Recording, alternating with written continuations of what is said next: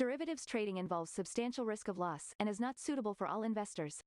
Past performance is not necessarily indicative of future results. So stressful when the world's on fire. Good God. I can't look at this, guys. Like, my strategy is you buy it and you hope that you got a good spot. Yeah, but we all think you're crazy. You don't fight this. No way. The markets are freaking out and you don't think that anything is wrong? Come back tomorrow and I'll lose it all. Should be fun. Good morning, everybody. It is the 22nd. It is a Friday. I see Blent already in here saying happy Friday. Congratulations on being the first one, by the way. It doesn't look like such a happy Friday out there when I look at these charts. I come in. I honestly believed when I stopped the stream yesterday that they were just being difficult and that we would have another huge rise overnight and we would be higher by this point. But that was not the case. So here again yesterday, a little bit of selling. They recovered it. They sold. They recovered it by the close of the session. But now in the overnight session, significantly lower. And what is the driver for all of this? Well, it appears to me to be coronavirus jitters. So there are concerns that the new variants of the vaccine are not as, or sorry, the new variants of the virus are not as effective against, there is concern that the vaccine is not as effective against the new variants of the virus. Man, I totally lost my train of thought there. Anyways, there's also concern that the virus is picking up in China, which, if China ends up having a full-blown breakout, then that like all bets are off. So yeah, crazy. It's, I don't know. I like to say it's crazy, but it maybe they'll just shrug it off on the weekend and we'll be higher. I mean, how many times has this happened now? This has got to be the fifth time where we've seen, a significant overnight decline on coronavirus fears, and then they end up like, just kidding. So that's where we're at. If we go and look at the treasuries, they are moving in tandem. They have not broken out of this range, but they're up overnight. So, and most assets are pretty much moving in all of the correlations that you would expect. Oil down, gold down here because the dollar is getting stronger. We'll show that in a second. Copper down because of concerns about supply from China because they might be getting a breakout, right? This one in particular, really concerns me. I think we watch this. If they break below 3.5 today, I don't know, man. And then here to the dollar, you can see a little rise. They're able to defend the 90 even area in the dollar index, as you can see. Quite a good technical level, man. I'm sure that there's some Forex guy looking at that and being like, see, look, my levels work. But we'll see if this rise continues. They could get to if we had a real rise today and they could get to 90.6, that would make the dollar look really good technically. So, oops, I need to restore that one. Okay. And let's see here. Looks like, my robots, they're showing that they're in a position, but the count's not in a position, which I think means that they got trades that were long, but they were outside of the time period. That's cool. Yep, I have them turned on. I've been trying to turn them on, when I start everything up before I go to eat. And that's been helping. And that way they turn on exactly at 6:20 so we can see what they're doing. They did really well yesterday. They made $1,200. So I think that overall, from the beginning of our experiment with the current iteration of the robots, because we've been doing this now for 3 or 4 weeks, I think it's down 1,000. But it was an average drawdown so far. So we'll see where they go. I do still think that some of these have serious problems. it seems to me like I could maybe use some of these signals because there does appear to be something to them, but I would have to like use them with discretion until I can find a better way to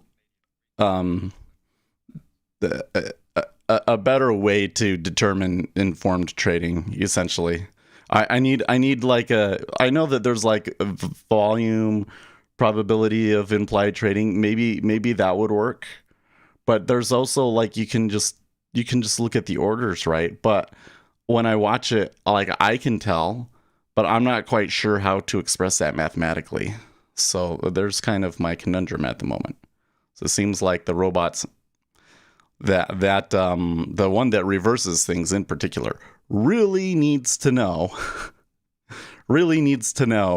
that there's informed trading going against it, and to just not trade if that's what just happened. Is it possibly have too many data points? I don't think so. I mean, if you're saying like, does it take too many trades? No. So all of the robots are taking about the number of trades that I want. In fact, some of them I think don't trade enough. Okay, well, we're getting the Canadian retail sales here higher than expected, 1.3 versus 1%. Let's turn on my text-to-speech, even though I haven't been using it at all. I don't know. You guys have just been talking a lot more, I guess, but we talked so much yesterday. I kind of, I was thinking back on it, and I was like, I should have been more serious about that, because I had that trade at the end of the day that went for 80, and I didn't take it off, and I really should have. I think that with the whole kind of paradigm that I've been trying to look at, I should have taken that one off. And I kind of let it go, and it did go and get that target later in the day, but it didn't get my 80 tick target. It made the 40 tick target, which is $80. And I'm also starting to wonder, even though I have some statistics that suggest that I can get that 80 tick target, I'm thinking that the volatility has decreased so much that that's no longer viable. So that's another thing. And that may be the case with a number of our robots. But then that's where it kind of gets difficult, because if I go in and I try and set things based off of, well, I can't really do it volatility. I really wish I just got the volatility index data, but I can't get that through Rhythmic. But ATR, if I just use ATR, you would think that setting your stop and target based off of that would help, but the data that I have says that it doesn't, which is kind of weird. So yeah, there's that thing too. Is that I have concerns about how the decreased volatility might affect the trades based on stops and targets. Because yesterday we caught plenty of great moves, but they were pretty small. I mean, like, we're getting to the point where, like, if I get my 16 tickers, like, that was a great trade, and you might not necessarily be able to expect more.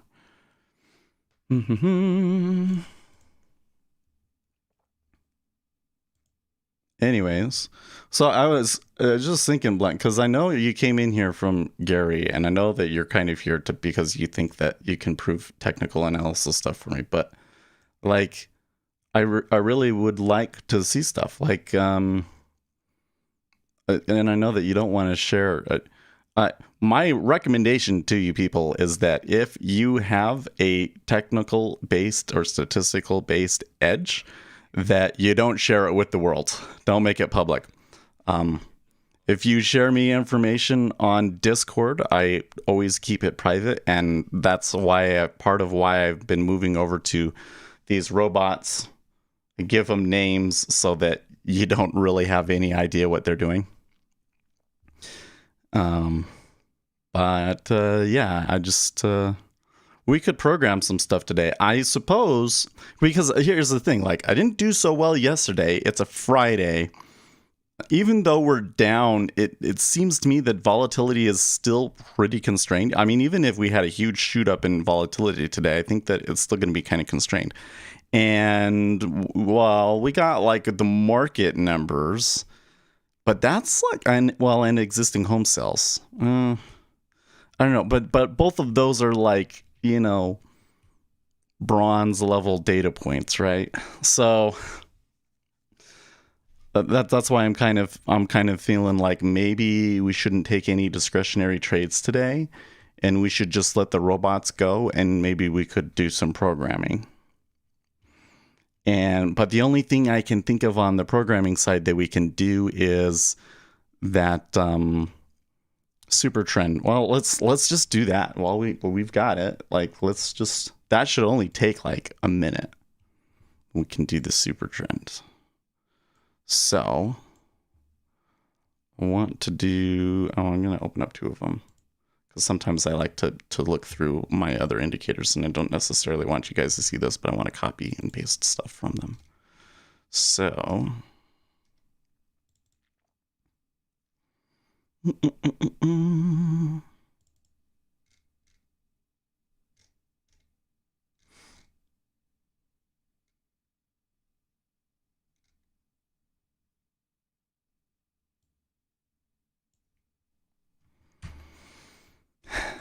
so let's see if I can find it. What did I call it? Did I call it super trend?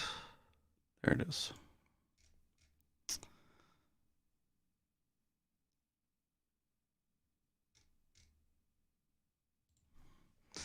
Okay, well,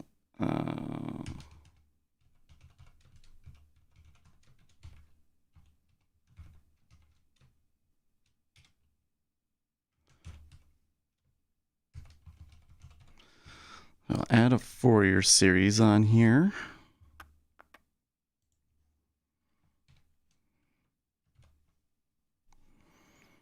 And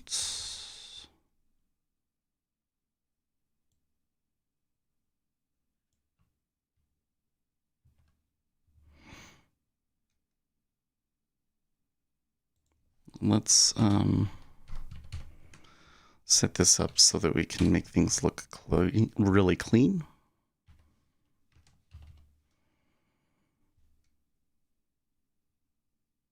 So do that and that here. This one should be cross below.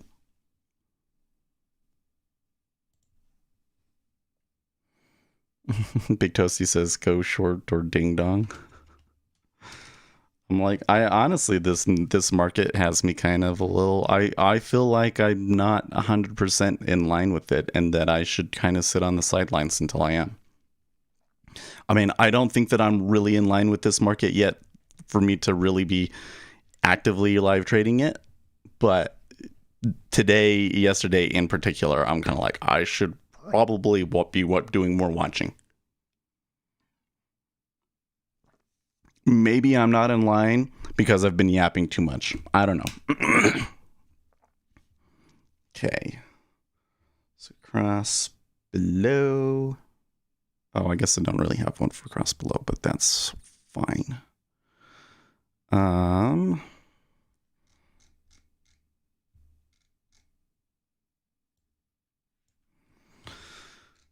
kind of don't. I don't know why, but I feel like I don't want to put properties for the threshold, but I really should. I think though in this case that the threshold is just 0, right? Yep.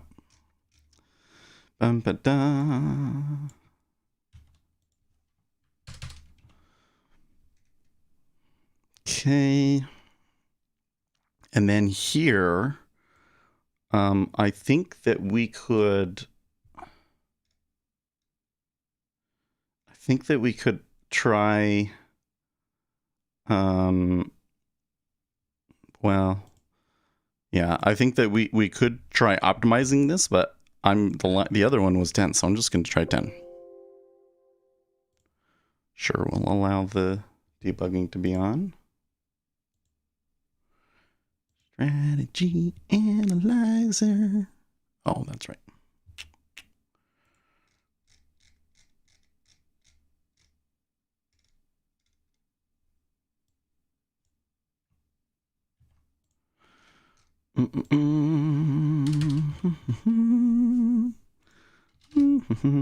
Fast.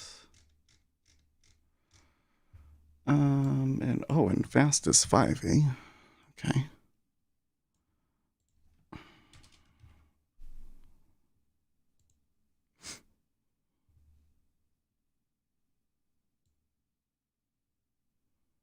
Move you over here. Okay.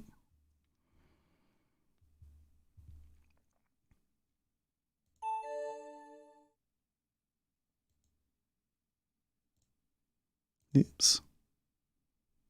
No, I want this. Yeah. Yeah.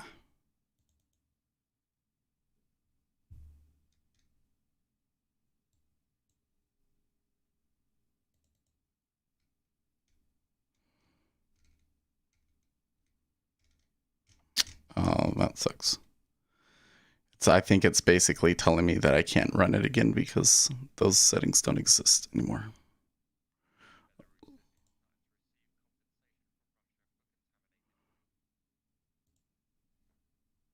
Okay, so we'll just go in here. I think I stuck this one in moving averages, right? Yeah, super trend.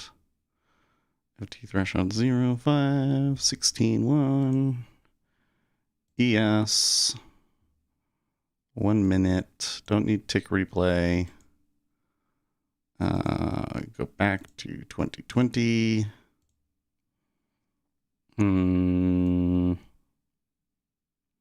I guess I'll just use the full ETH for now. Can you program that it only accepts trades of equities in an uptrend? Well, I mean, sure. So first of all, I only do futures. But, I mean, how do you define an uptrend? With a 200-minute moving average? Sure.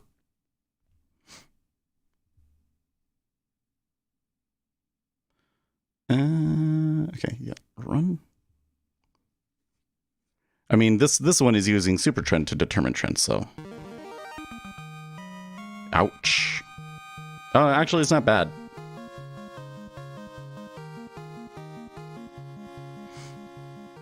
It's not terrible.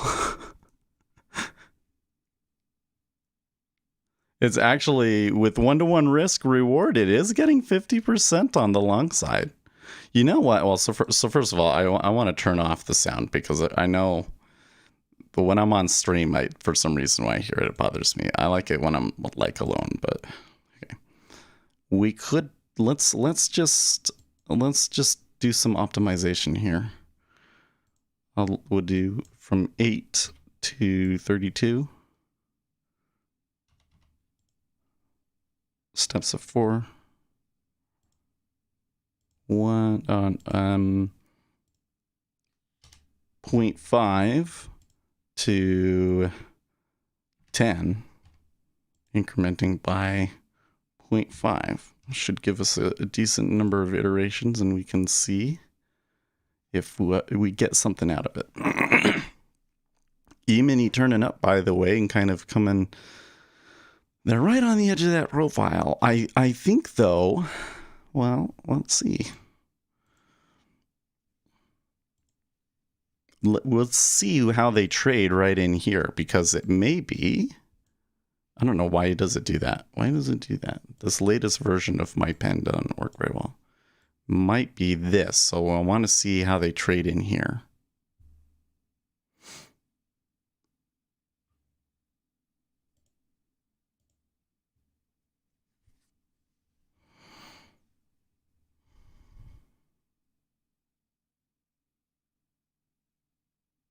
It's really weird to me how it will like skip.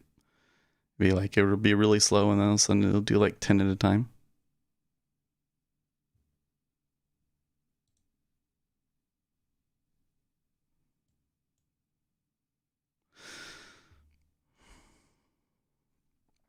Well, the thing is, that trend itself looks pretty solid, but this area is a little difficult to justify a trade.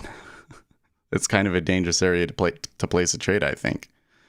Okay, so it looks to me like the demand is there. They didn't necessarily trade a ton in that area, but looks like they're just ready to go. I'm always a little bit weary about taking a trade after I see a run like that, a spike like that, but okay. So, oh, hey. We were actually oh my. So that's interesting. Oh my. 15% profitable trades. Oh my god. Oh my. Hold on. Let's look at the chart on this. Will it show us the chart? Oh. Why do I do that?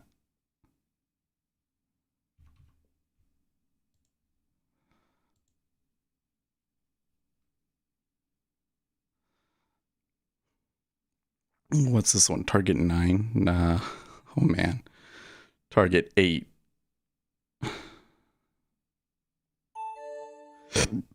Man. Okay, well, so I think that what's going on here is we're getting like really big runners, so.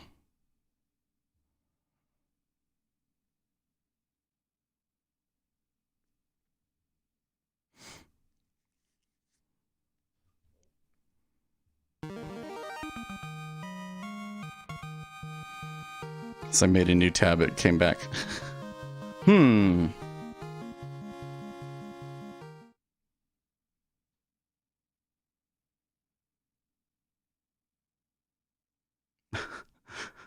What, you were watching other channels and one of them had a view announced one of their big trades from yesterday and virtual confetti bomb appeared on the yeah, I'm sure. That's again, like the thing is I don't want to do hype stuff. So like that's a big problem, right? Is like I know that if I have a big day and I went and I made a thumbnail that said I made $1,000 and made a big deal out of it and tried to hype you guys up when I'm winning and, try and convince you that I'm winning all the time and maybe even take like really big risk reward trades or sorry, like low R trades so that I win all the time and get you hyped up. I probably would get a lot more viewers, but I don't think that would be useful to you. So... okay, I will. Blunt, you and I don't think we necessarily jive together very well, but I think that it was unjustified for me to ban you on Discord. So I will unban you. And you go into like the lobby channel and just say something and I'll give you the permission so you can post stuff. We trade with opposite methodologies. Well, it's not even that. I mean, so for instance, AC trades mostly on a technical trade, right? And I don't know how he gets it to work because when I backtested it, doesn't really. It's weird. In the backtest, it doesn't really work, but he does so well with it. But part of it is that he's able to get them to run. So, but it was I think the thing that was going on, I don't really remember anymore, but I felt it was more like you were telling people something that I thought was harmful. So just the thing that I would say is if you, it's one thing to say, okay, I watch a bunch of things and here is something that I'm seeing that's unusual today. So when you guys are in Discord, that's what I would recommend doing. Is just saying, here's how I feel about today's action. Here are some weird things that I'm seeing. But if you are going to push like a specific, like, you should take a trade here or this particular thing works, please post empirical evidence with it. Okay, So you're saying that that's a solid back test there? I'm not so sure. So here's the first thing that I see in this back test that bothers me is this right here. So this thing was catching runners from when things were really volatile, and that accounts for the majority of the winnings. So I think that what we should do is we should we should run the optimization again, but only from April forward, and see if it gives us the same thing for like how long it thinks we should do our runners. Because and some of these are lots of flat areas. You see, like it's flat for a long time, and then it catches the big winners, and it's good. The other thing I wanted to see was this. Okay, so that is a little concerning too. So it's basically saying that a very large number of our trades, you don't want them to be clustered over here. Like look at all of the winning trades that were clustered over here. That is like the opposite of what we should be getting for our that's the opposite of what we should be getting with the 4 years series. It should be like the ones that win, they never get adverse excursion. If the majority of the ones that win are still getting adverse excursion of 16 ticks, then that means that I could just go in and say only buy it when it goes down 16 ticks, and it would straight up do better, you know? Yeah, you need to read. I don't know if there's really a whole lot of information out there on it, but I mean, I think that the concept is pretty simple. It's just once you get in the trade, what is the maximum number of ticks against you it goes? And that way you can look at it and you can say, okay, when I get in and I win, on average, it goes against me a point. And you can use the MAE and MFE to kind of optimize your entries. So here we know that if the MAE is too much, then that means that probably we can optimize our entry better. Oh no, I wanted to see the MFE too. Okay, so see, like the MFE is actually not bad because we are getting a substantial number of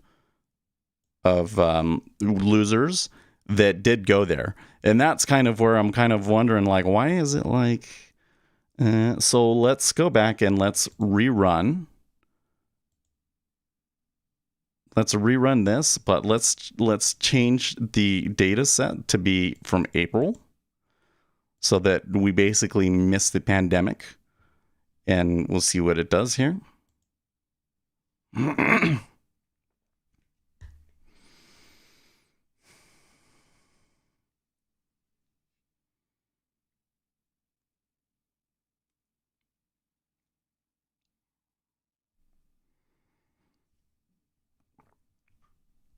We might be able to optimize this, though, by saying make the FT threshold be like 3.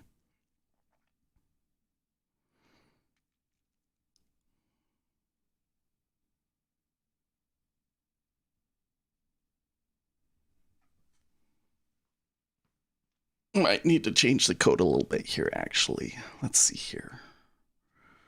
When we come onto this, yeah, down in here should be cross below. This one should be the negative threshold. So then that way, if we put in 3 there, then it'll say when it's down here and it's crossing up. And this one, when it's crossed below, it's coming down. Okay.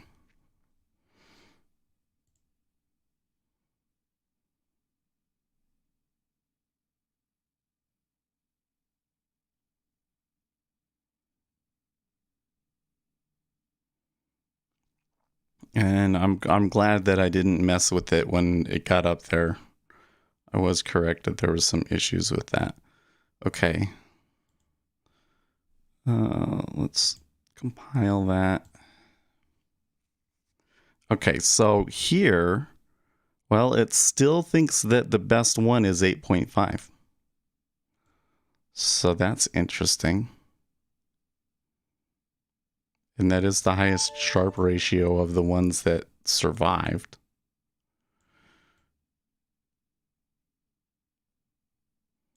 %, what's that? 4.55. So it's saying that even with a target of 5 that it should work out. So I think what I'm going to do here temporarily is I'm going to change this to 5. And I'm going to do this FT threshold, and I'm going to iterate over that from 1 to 5, 0 to 5.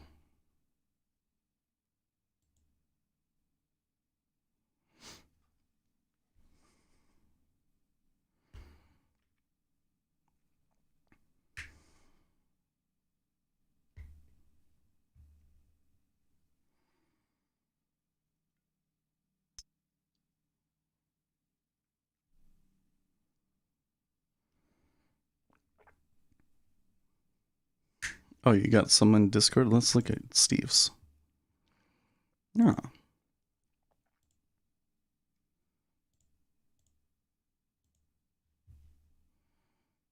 Okay.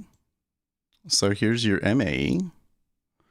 Yeah, so here's what I'm saying on that. It was like, mine had a lot of yellow over in here, right? Which was saying that I had a lot of trades that like, adverse excursion. So I had a lot of trades that were ultimately profitable, but had a lot of excursion against them. You see, you have these ones over here, right? These are the ones that's like, oh, you almost stop out, but then it does end up going for you. So that's good. But you notice here, most of your trades, the vast majority of your trades never have anything against them. Right? So that's pretty efficient. And that even kind of suggests, so that's when I see that, that's when I would start thinking like, oh, I could maybe bring my stop in, right? I could bring my stop tighter and make some of these losers here be, not lose as much. Because if I bring it in here, then I'm only losing like, if you brought it into here, you're losing all of these are gonna be moved over to this line right here, right?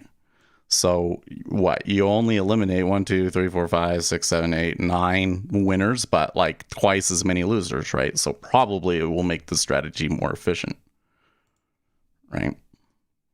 And then where's the other one? Here we are. Now here is on the favorable one. This is kind of like makes us see how much are we letting them run. So you can see there's this threshold right here where, the ones that lose, they never go past this point. So you can bring it in. You can say, I want to win here, but the number of winners that you have that run is so much more than these losers that you would have got winner on, that you should probably just continue to let this strategy try and let it run. Right? So that's the sort of things that we learn from it. Okay, so when we ran that again, whoa, wait, what?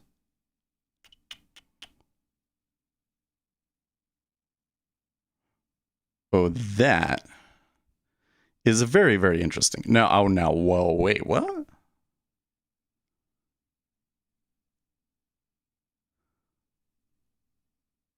FT threshold 1.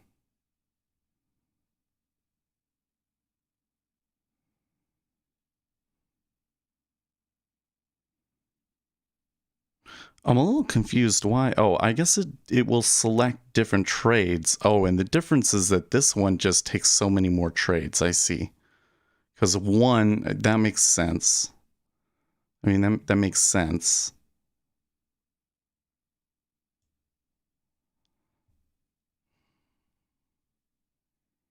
1.32 is like really good profit factor, man. But you can see that it only picked it up out of a one time period right here. So that's a little concerning. But this one, what's this one look like? That one looks a little better.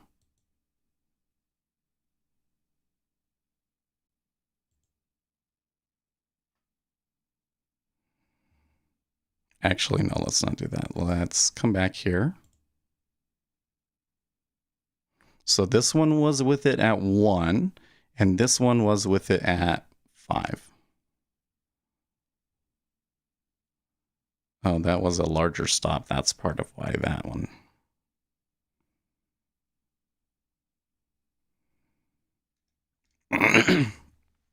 Okay. But what we can do is now we can come back in and let's just do it with 1. And then we can go back and see if letting the runners go matters. 10. Oh, this should be 0.5. Notice that none of them have done well on the 0.5. I have yet to run into a strategy where like the taking the risk arbitrage approach has worked, but that is probably part of a function of the data set that we're using, that over the past year those kind of risk premium strategies probably aren't doing very well. Okay, so we're doing it with the FT threshold at 1. Okay. This should give us 140 iterations, right?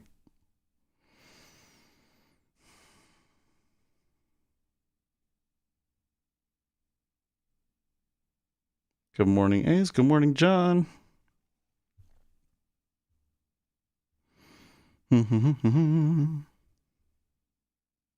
So for those of you that are just joining us, I really thought that we would be higher today, but it does look like the market's kind of experiencing some coronavirus jitters. I'm not sure if they're just gonna like shake it off or not, but I kind of feel overall like I got it wrong yesterday, and then it's Friday, and I tend to do like terrible on Fridays anyways, so I'm kind of hesitant to do anything. I don't think that I'll take a trade before the open at the very least. So we thought that we would test this one strategy that we were talking about. Let's see here. What else we got going on here?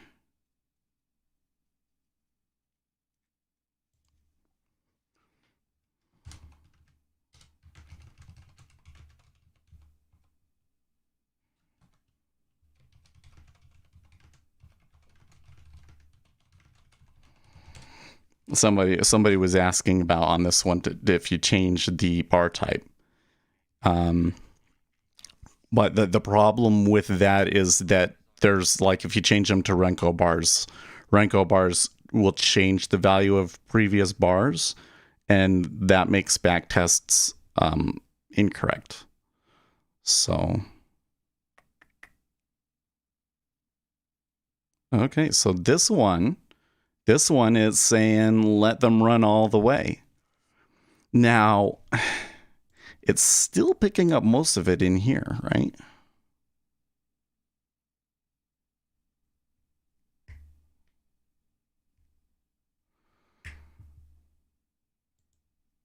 Oh, did Blunt post in the lobby, by the way? So I can give him the permissions.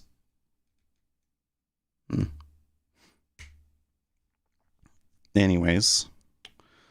And there's kind of interesting, a couple of these ones, but oh, now that was one that's a little bit more consistent. Yeah, that's way better. Now, what's the difference with that? That one's using a larger stop, essentially. Larger stop, tighter target. Whoa, what the fuck?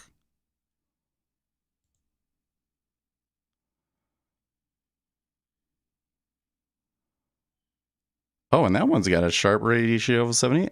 This one's got a sharp ratio of 87. That was just like, that's just taking a larger and larger stop though. But like, hold the boat. That's interesting. There's only 1.08.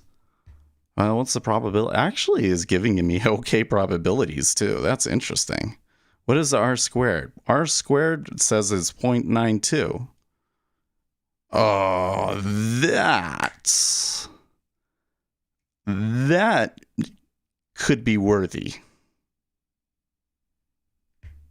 There's a Renko bar out there called Better Renko that actually uses an open, high, low, close style bar, and it does not repaint the bars. You can pack test reliability with it. Okay. See, the thing with the Renko bars though is that I'm kind of a little.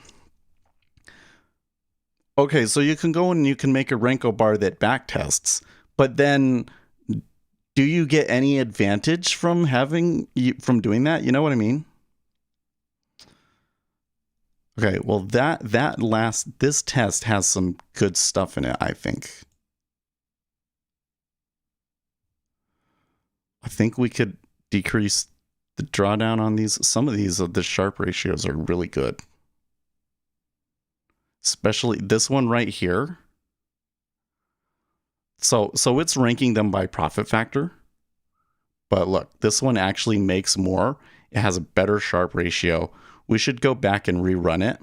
And this time, let's keep more results. And let's maximize it on the sharp ratio. Sometimes when you maximize on sharp ratio, it basically will just optimize towards less trades. But since most of these are taking over 1,000 trades anyways, I think that we should be okay. So let's run that again. I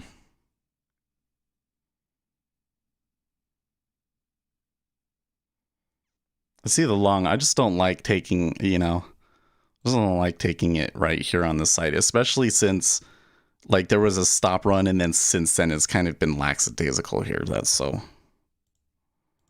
I'm kind of a little bit not so into this area. Is it gonna run? What's it doing here?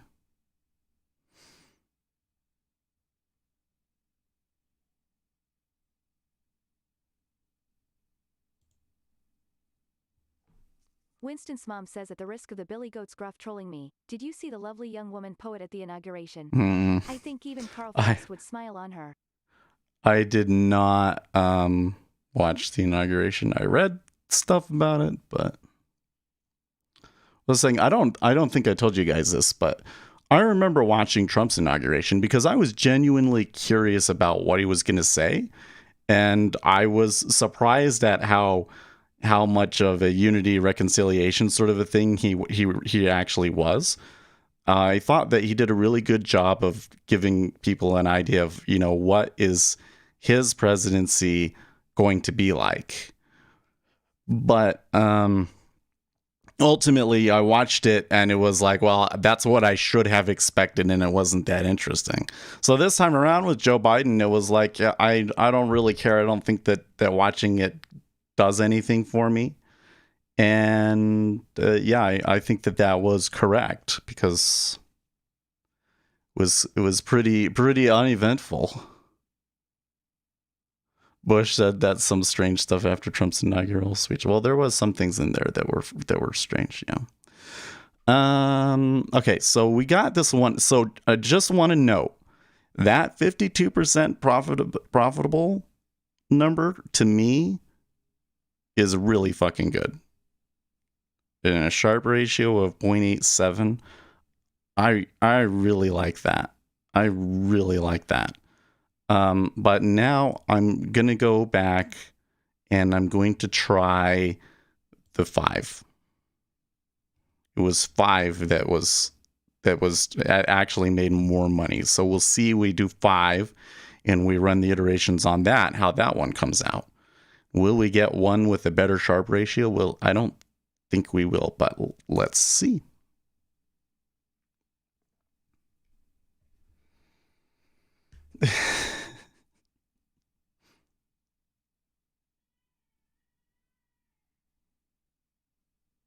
Big Toasty says I don't think it's that good. Well, I think the thing is I don't think. Well, let's look. We have to wait until it's done iterating. I don't think I've gotten one where there's equal risk reward and it was higher than 52. I could be wrong. Maybe I've got one that's 55. What I really want is I want something that is equal risk reward and 70%. How do I get that? How do I get that?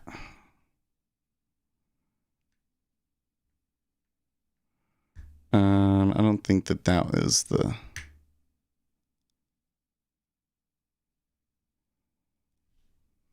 It's being slow. Probably, maybe I need to restart NinjaTrader here.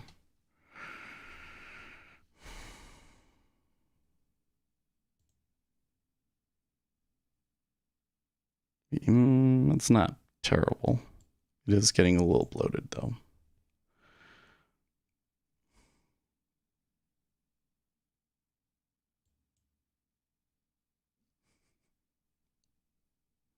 What are you guys going to apply for positions in the new administration? Oh man, like, have you seen some of the, like, these purging hard? Biden is like, as of late, it's been like the new president will come in and pretty much replace everybody, but apparently Biden has been particularly hardcore about it. You kind of got a problem, I think, for the people in the MAGA crowd, because you want to have this America first foreign policy, and you have like this different view of foreign policy. And now it's like everybody that had that view of foreign policy is getting blacklisted. It's like, okay, John sent me the better Renko bars. Okay, well, so that one, it has better profit factors, as you can see. Oh, now look at that. So not as high of a... Oh, wait, what the... Stop. Oh, okay, yeah. It actually did select one of them that had a small target. But it's interesting that they're just not performing as well overall, are they? Right. This one took so many more trades. It's making $23,000, and this one is not. Now, I do think maybe we could. Well, let's go look. Can I pull this one up now? Yep. And this is the one that was good, right? Yeah. We're going to open it in a new strategy analyzer. And I'm going to close this one.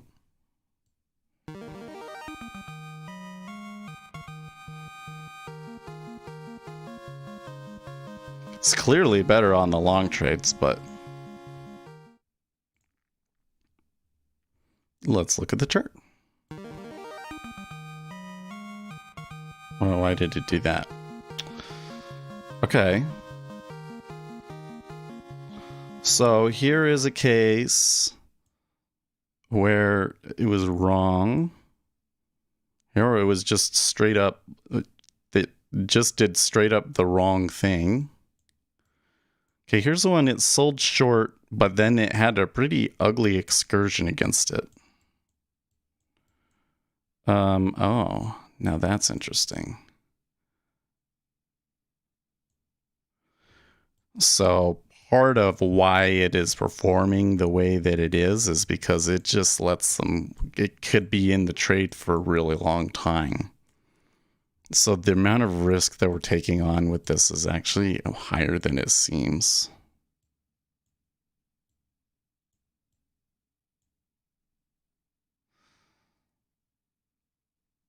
So it seems to me, though, it seems to me that the super trend indicator that there may be something to it, but that it's not good for entries. It seems to me like it could maybe make a good filter. It could maybe help you catch, let you run your winners better.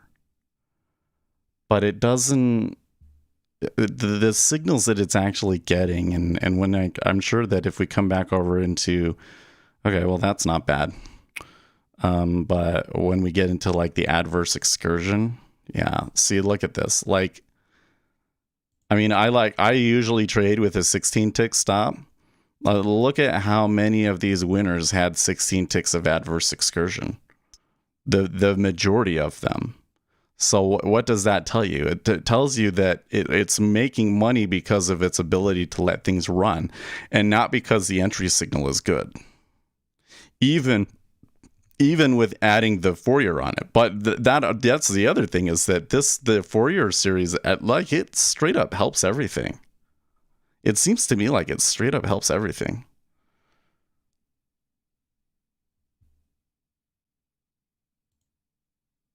Have you seen the Bernie sitting in the launcher? You know what? I didn't find it that funny. Like, it's a guy sitting in there with a quote. That wasn't the first time that he's worn that stuff too. I hope Seth says adverse excursion a bunch more times. Oh man. Okay, so what did we want to do now? So even though that one is profitable, I don't think I want to trade that one. Like, I'm not going to add it to the robot list. I think that gives us, maybe we want to look at some other ones. Like, maybe we could apply it to Brandon. You know?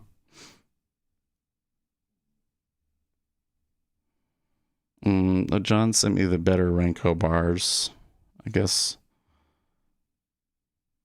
I don't know how we would backtest those, and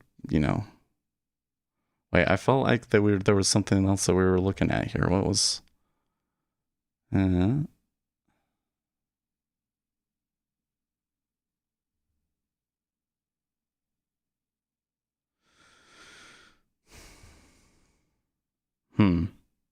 felt like there was something else that we were going to try here.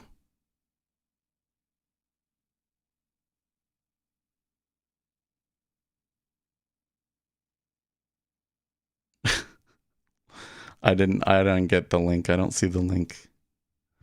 Oh, that's weird. Oh, no, wait. I see the link. Oh. You can put it anywhere.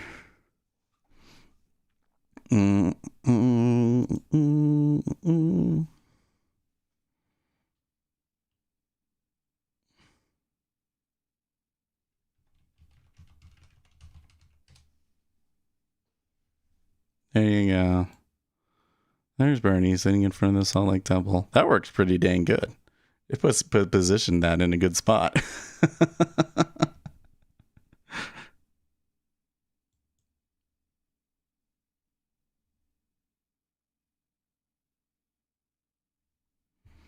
What you got, guys?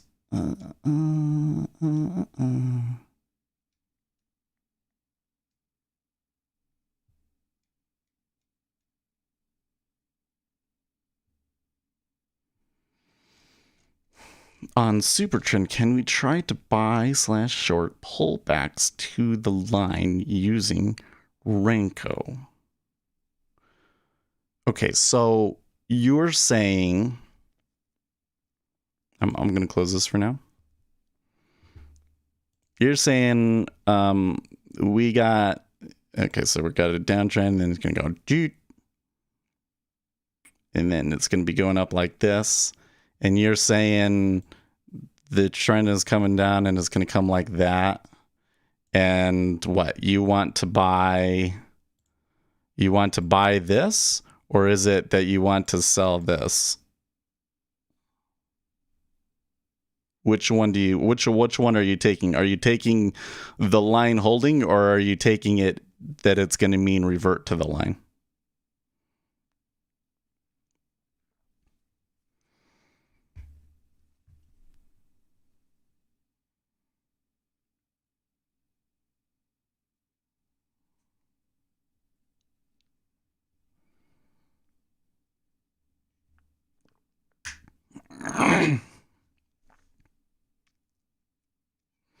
I don't know, but honestly, I see people trying to make like Bernie memes happen all the time, and I almost always feel like that they're just like trying too hard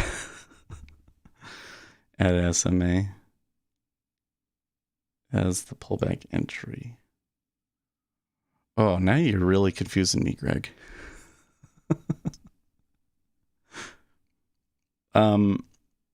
Okay. So hold on.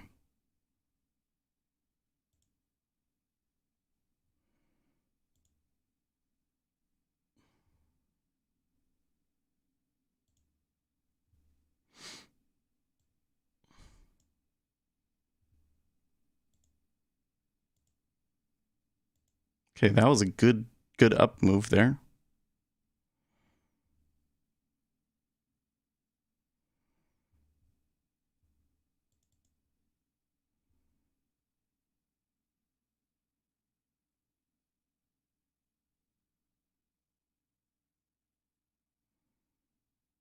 Oh, my robots took it too, by the way. Brandon and Joseph. Oh. Oh. But not Indy. Is Indy taking one today? I guess not. Okay. And now I think I might have to restart Ninja Trader to look at these. So I would have to...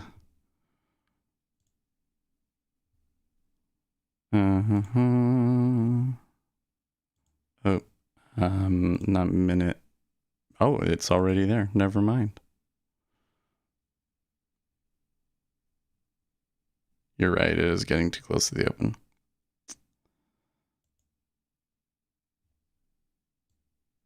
What brick size?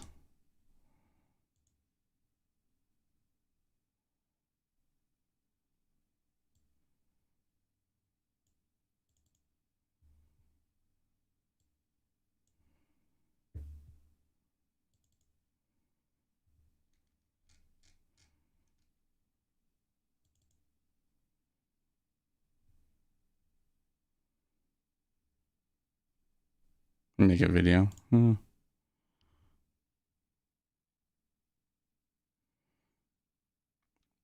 So there's your chart, right?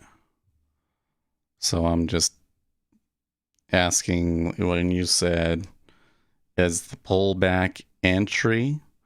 So what? You saying it crossed over here and then it pulled back and you would buy it right here?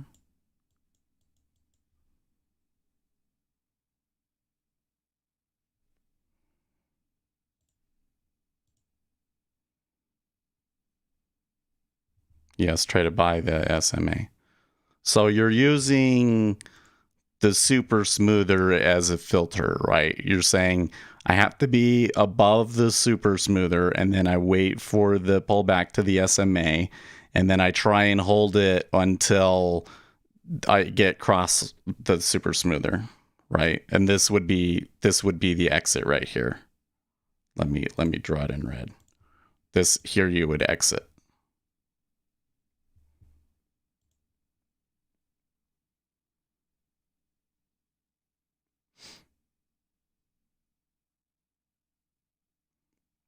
Know what we should do is we should try and apply the super smoother to Ace's setup. I'll do that off stream. But I'll just I'll leave that chart over there. I'm gonna close this. I'm gonna close this editor window, and hopefully Ninja Trader's not still using a ton of memory, like there's a memory leak. Okay, yeah, it went back down when we closed those windows, so I think we're good. Try to hold it via step following last swing from the inner Renko bars. Okay. So maybe not necessarily the cross of it. And I see why you would want to use the Renko bars, but...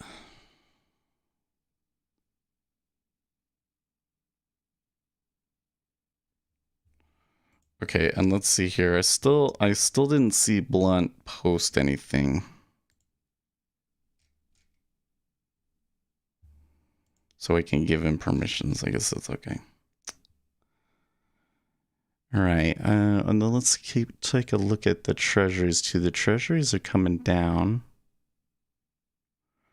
So it looks like we're getting some pretty good risk on sentiment going here. I don't know what the deal is with Bitcoin, but it keeps like this gap right here keeps doing that, and someone can't see multiple days worth of data, but it looks like Bitcoin has recovered. It's a disastrous day yesterday, a little bit of it at least. Test it on stocks. Yeah, I only have futures data.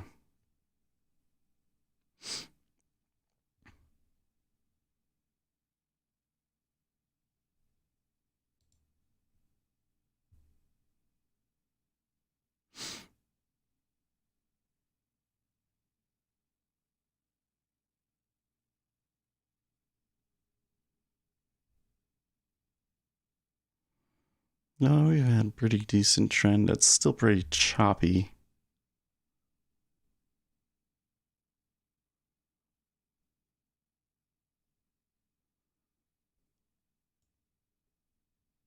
Oh, that's interesting.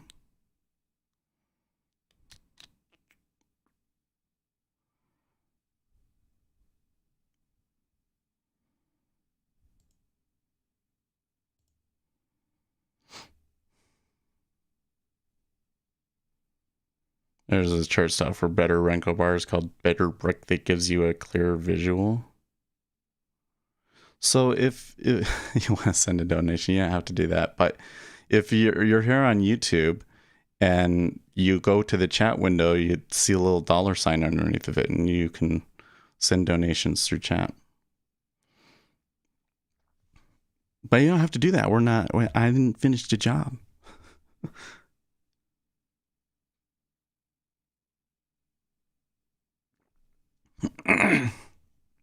see the thing that I have is that with Renko bars, the main purpose behind Renko bars is to give you, the trader, a better visual of what the trend is.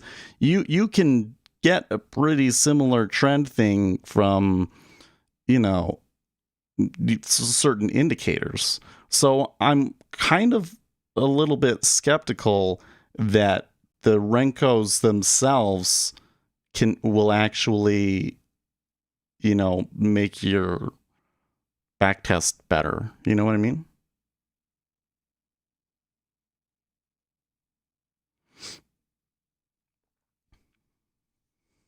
But that's also where I'm saying the whole thing that the Renko bars, it will say, oh, we're having a turn, but then it didn't end up being a turn, and so it repaints everything.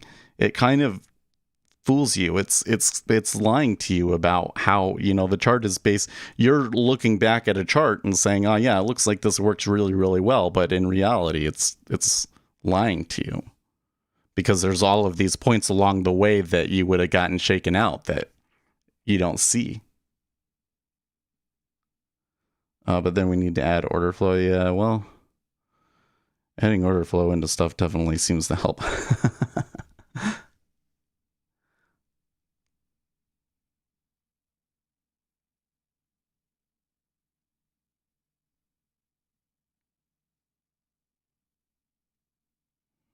Well, they held that 24 really well, didn't they?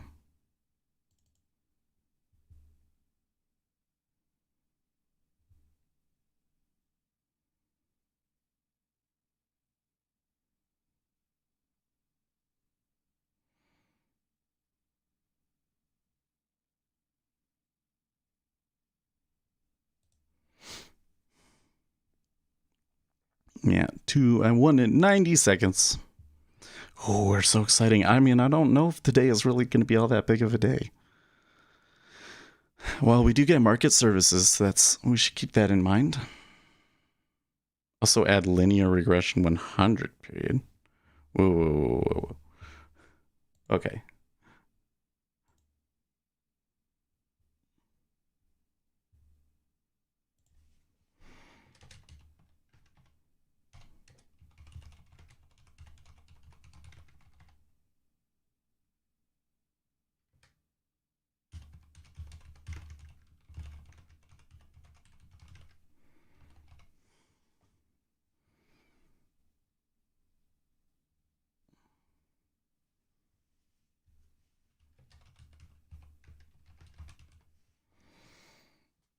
20 tick Renko bars?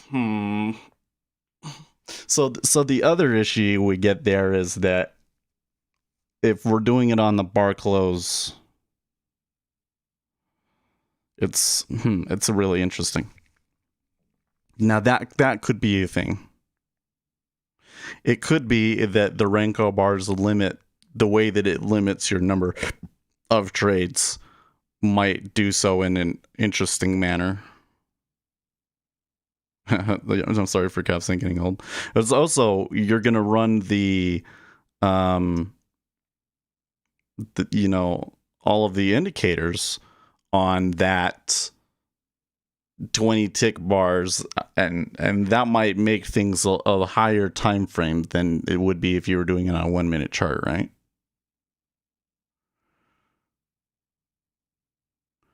Okay, well, there was quite a bit of people chomping at the bit going into the open.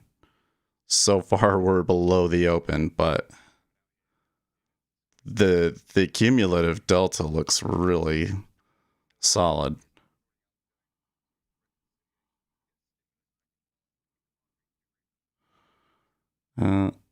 Schumer saying that he's not ruling out going to reconciliation to get his stimulus package passed. I was kind of assuming that that's what was going to happen anyways. I don't think on the current situation that the Democrats are going to get much of anything done, and the only thing that they might be able to do is to pass, budget and tax laws using reconciliation.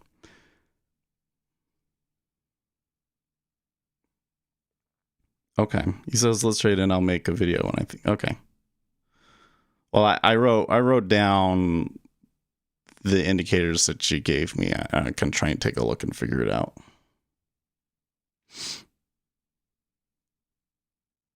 Ooh, little stop run there.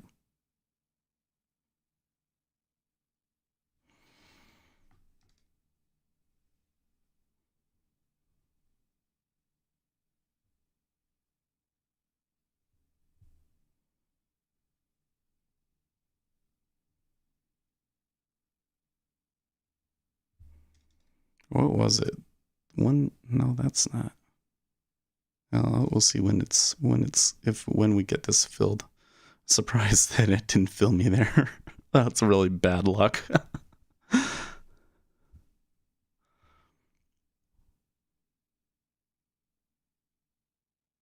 It's probably not really bad luck. It probably is a function of the ranges and everything, but.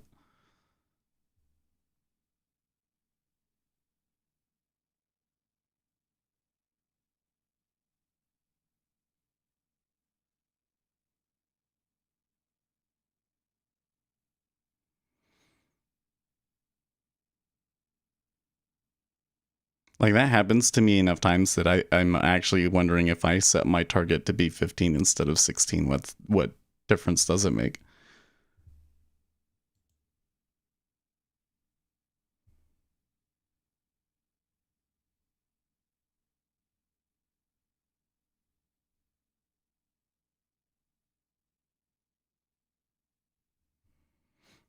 Okay, well, even though the buy volume looks really good, they're not.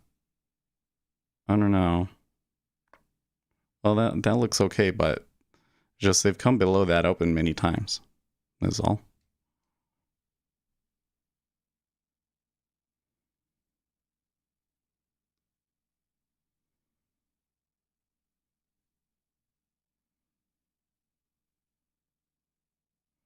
So it kind of seems to me that this market is like mean reverting, and that's maybe why there's bulls that seem excited, but that those bears didn't go away. Oh wow, thank you, Greg. Thank you so much. Very generous. I mean, I'm really interested to test it out because the sugar is back. I mean, you've been around for a while and you have a lot of experience. And plus, I just love back testing things. Yeah, how did you come? How did you come to $23.14? Oh, because it's pi. There you go. Well, thank you.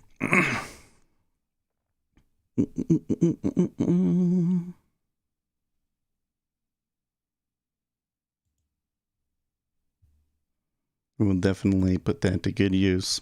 I'm still kind of thinking about making an LED thing in the background. What do you guys think? I've just been like too lazy to do it.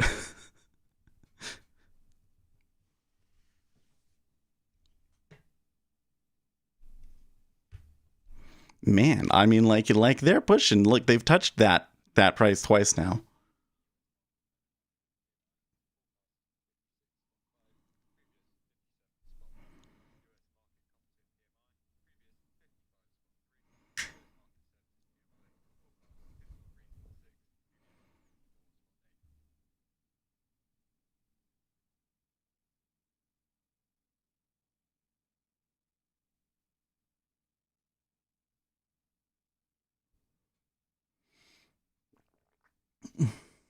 Show a video to all. I have a screen capture and it can explain it well. Okay.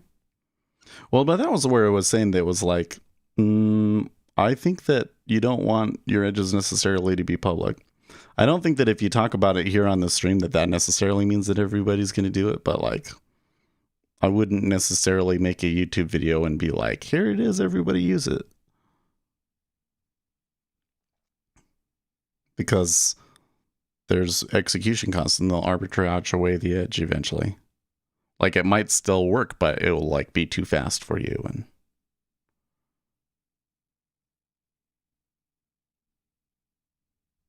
so, you know, well, I didn't share. I still haven't explained to them how it works. How can, oh yeah, so you can, when you post something on YouTube, you can just keep it private. You can upload it and keep it private, and then only people with the link will see it. That's how Futures.io keeps their webinars, their private webinars, private. I know, I just wanted, is that what you're doing? So I was thinking about this yesterday. I was like, you know, like there's so many times where Ace will say something, and then I'll be like, well, this is why what you just said is not entirely accurate. And then you'll repeat the same thing that you said before. And I'm like, is he doing that on purpose? He does that just to make me irritate me. He must know that drives me crazy.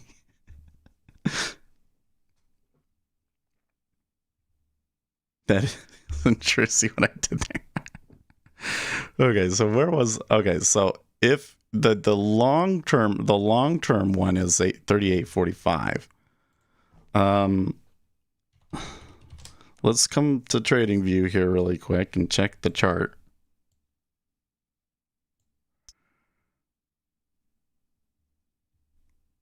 Okay, so I don't got one yet. Yesterday's open was 51, so 45 is really not unreasonable. For now, though, they remain constrained, which should concern us.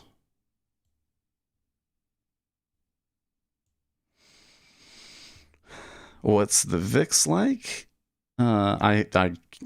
We need to wait for another bar, I guess.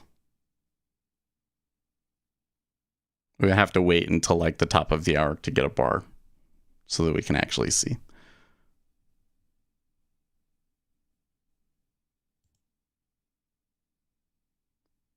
One of the things that I was looking at is that like the overnight, one of the significant positions that I see is somewhere around 32. And that's why I was like, oh, well, if I can get like 22, 21, where there was a jump in the profile there, that would probably be a good spot to get just from it being even numbers and stuff. But they were too anxious to be buying it up. You say VIX is up 5%?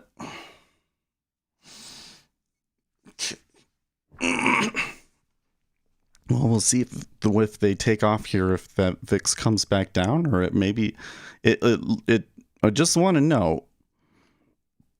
I'm not getting a ton of volume coming in, so that's something I should factor into what I'm about to say here. But it doesn't look like the sellers are gone. There do appear to be some people selling it passively. Yeah, see, there you go. Forex Live. U.S. stocks open lower, but see some early buying. Is will you marry me? I can cook and do.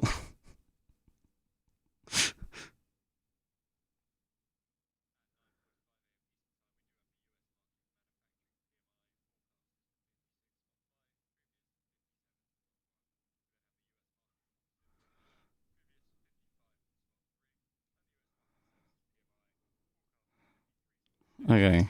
Now, I just know the things might maybe part of the constrained action is the PMI coming up, right?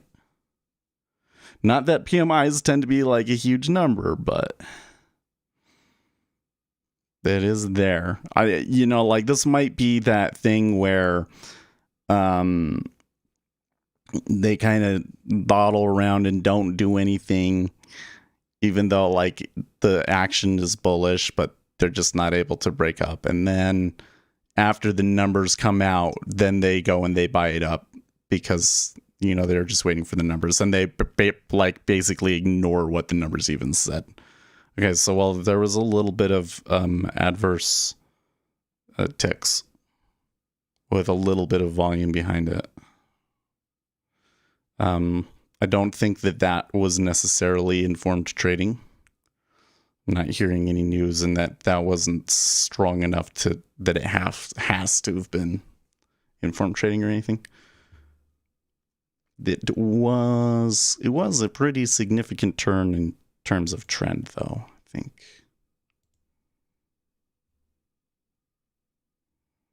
So see what they do from here. Still got 3 minutes.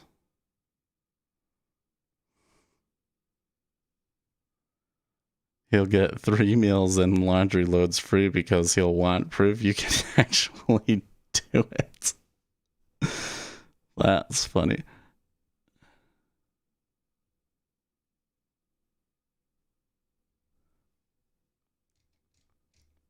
Do you do the what I would like? I mean, my wife, I gotta tell you, my wife is really girly, but she's also kind of got that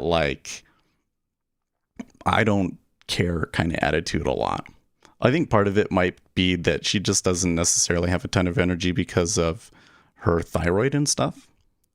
But have you ever seen these videos on YouTube where there's Japanese women teaching you homemaking, and they'll show you all sorts of neat ways to fold clothes and more efficient ways to organize your stuff and keep your house in order and everything?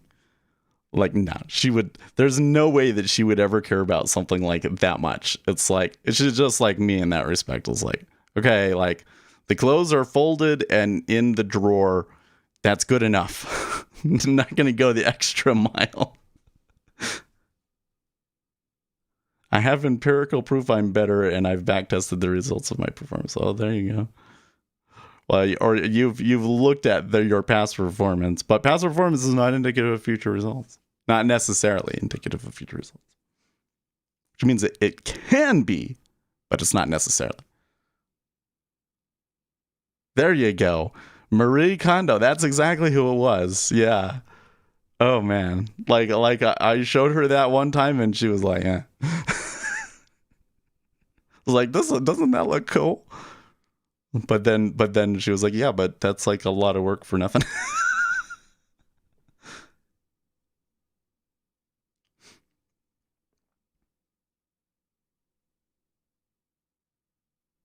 Death cleaning is your best idea.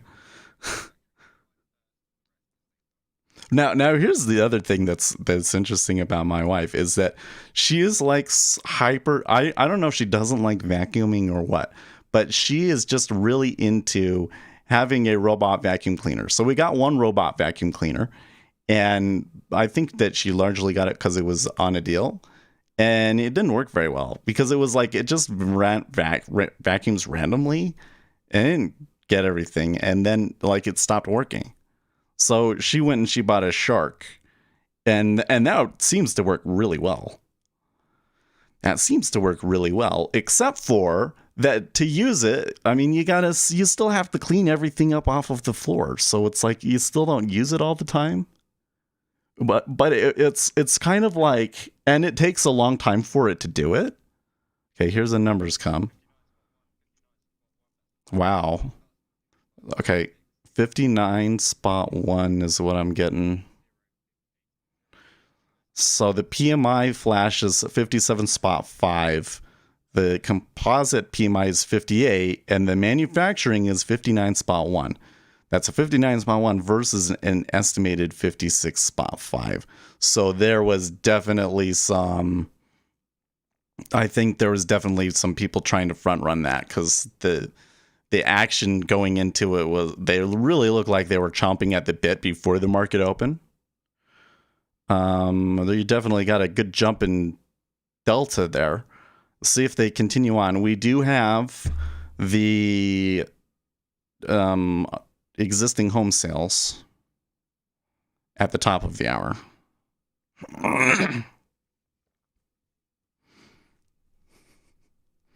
Marie Kondo would like us to say, to each one of our possessions, we are grateful for its presence in our life before we fold it sideways and stand it up in a drawer. Yeah, exactly. I forgot about that. That she folds the shirts in like thirds. Actually, my first wife, we did that for a while, and it's so great because it really is better. Like her way of doing things really is better. You fold the shirt up, and then when it's there in the drawer, you can see all of the shirts and pick the one that you want. Be careful, your vacuum might unionize with the coffee pot, fridge, and and that's why he will be the only only robot butler. Can only have one robot butler. That's what the deal is. Oh my gosh, can you imagine? So you've seen this stuff. Like, I've been starting to get into, I like to look at like really big houses. Not that I want to own a house.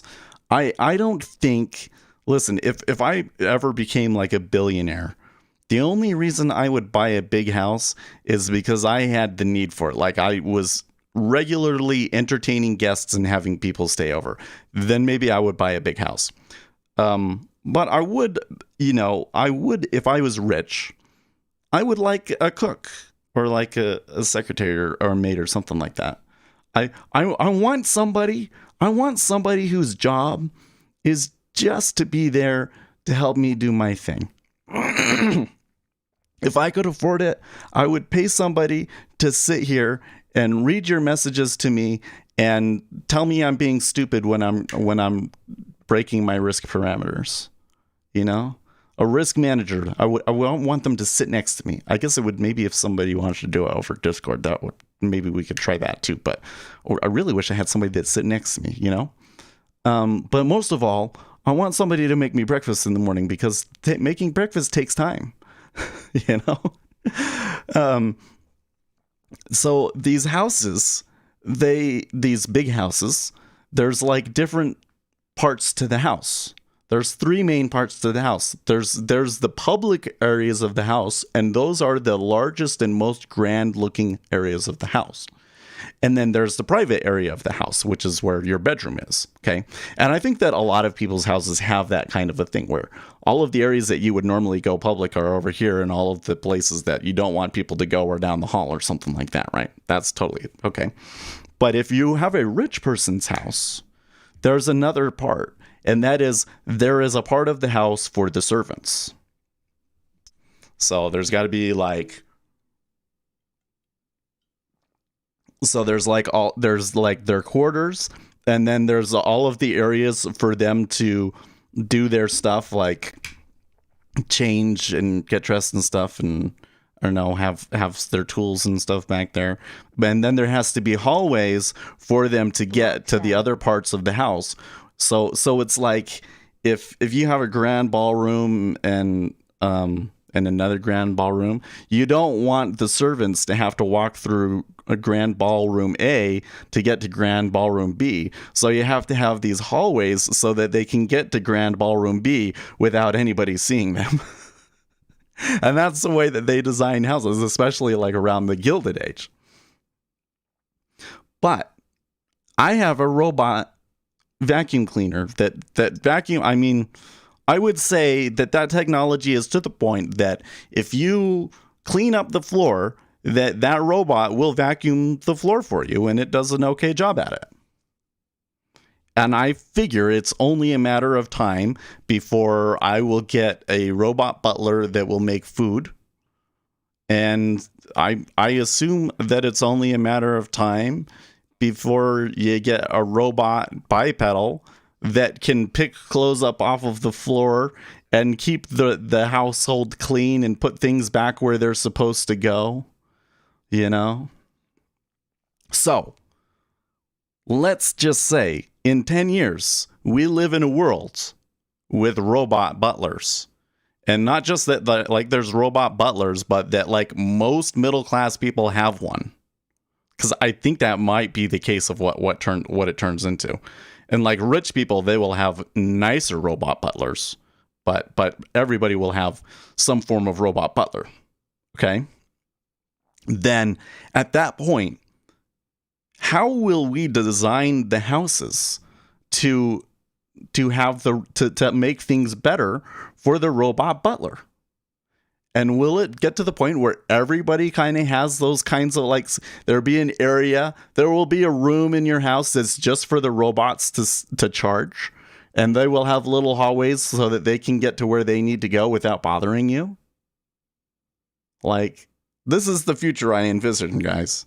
It's coming. Oh, we should look for stocks. Robot butler stocks. Is that a thing? Robot butler stocks. iRobot is working on a robotic butler with arms. Did they have a stock? iRobot robot stock. This is just getting a pretty good. It is a stock. Maybe we should buy that. What do you think? I bet you they Gary or one of you guys is going to look at it and they're going to have like terrible financials and stuff. Wait, who makes the shark?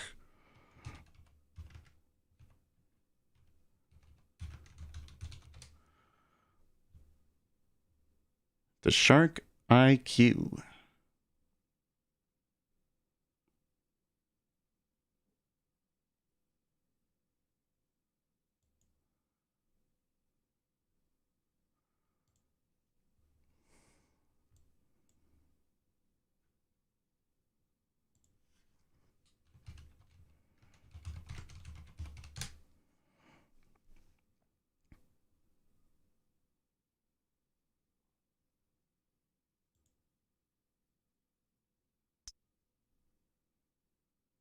Shark Ninja.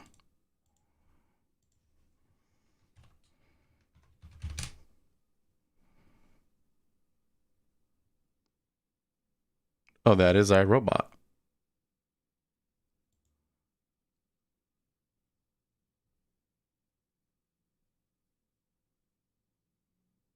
Oh, okay. Nah, iRobot dropped its patent hammer on Shark Ninja.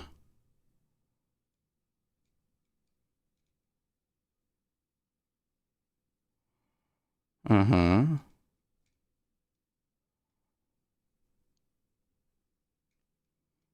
Doesn't sound like Shark Ninja is looks like it's an LLC. It's not a stock. It's not a public company. Yep, Bloomberg's got that. So we could do iRobot though, because they're making a robotic butler with arms. Maybe. I'm not so sure that now is the time to get into robot stocks, but we'll see.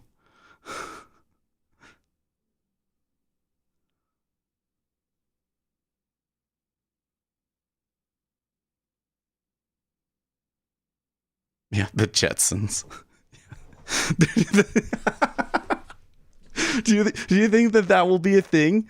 Like somebody will make a robot that looks and talks exactly like the robot from the Jetsons, just for amusement's sake, and that ends up becoming the popular. That would be so hilarious.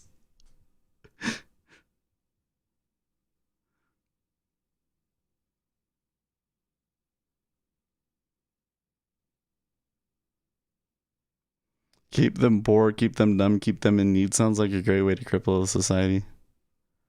Robotic stocks that are cutting edge. Gary's got a link for us. Gary always comes through on those same sorts of things, doesn't he?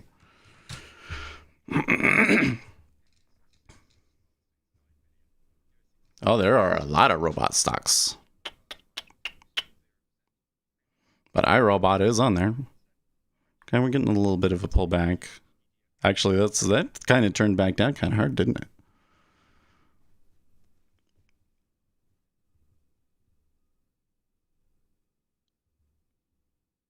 I am still waiting for my jetpack. Judy Jetson's got hers when she turned 16. I received a sky blue Ford Pinto with a sunroof. So cool, but not jetpack cool. Oh, man. So do you guys ever watch... what is it called? Hacksmith Industries. There's a YouTube channel called Hacksmith Industries. What's a good news channel / feed? Well, I use Financial Juice for $70 a month. Otherwise, you can use TweetDeck. TweetDeck is a great way to keep up on the news too, by the way. Well, let's see here. Here's a comment from Market. The last 2 months seen supply shortages develop at a pace not previously seen in the survey's history. The rate of input price inflation was the fastest on record since 2009. So there actually is some information. Even though the market numbers were good, there's a couple of things that we're going to want to keep an eye on in the future. IRBT has been rocking.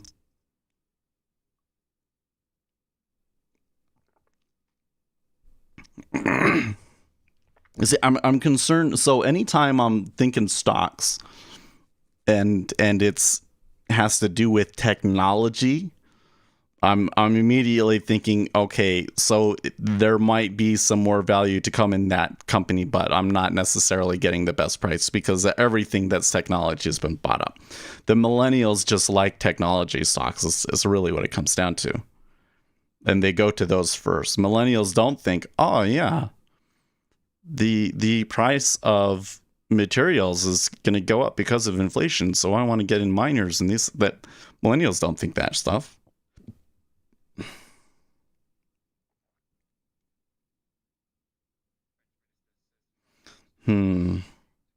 Biden's opening approval is below both Trump and Obama's at just 48%. Twitter suspends Iran's supreme leader after post threatening attack on Donald Trump. Well, okay.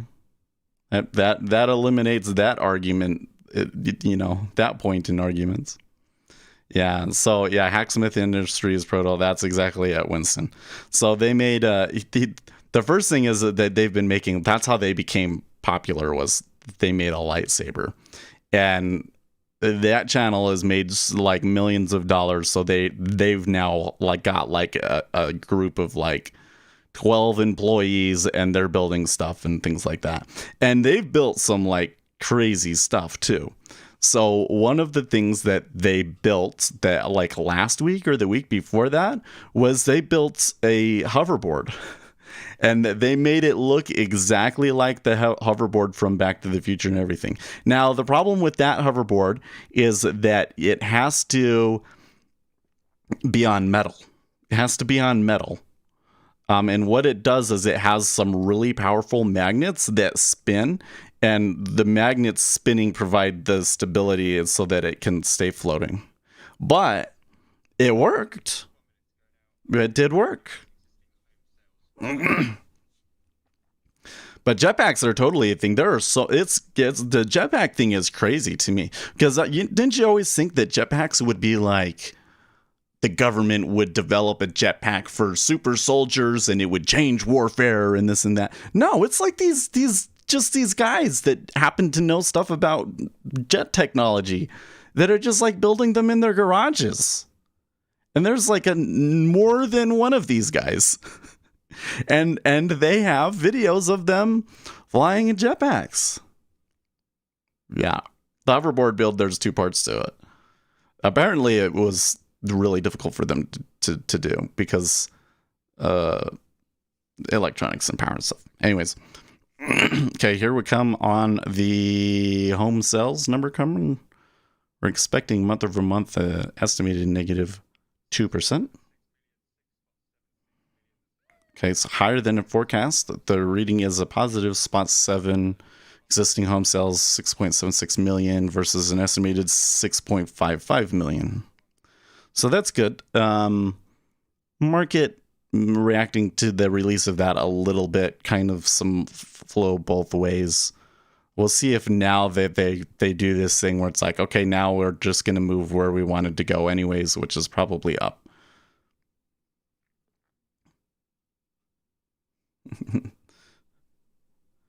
What are you saying, Sugar Daddy? Trading, are women logical? So this is an interesting subject, actually. So I need to put the disclaimer out there first that there is not, I think that we're still very early in some of this research, so I don't think that anything that I say is like the final word on any of this. But women definitely tend to have a higher emotional intelligence than men. Women are just like, women have basically evolved to be better at the social things, and men have traditionally evolved to be better at the hunter-gatherer things. And that's just, I mean, I think that a lot of people know that anyways, right? So there has been this, you know, like the societal expectation is that women are more emotional than men and irrational.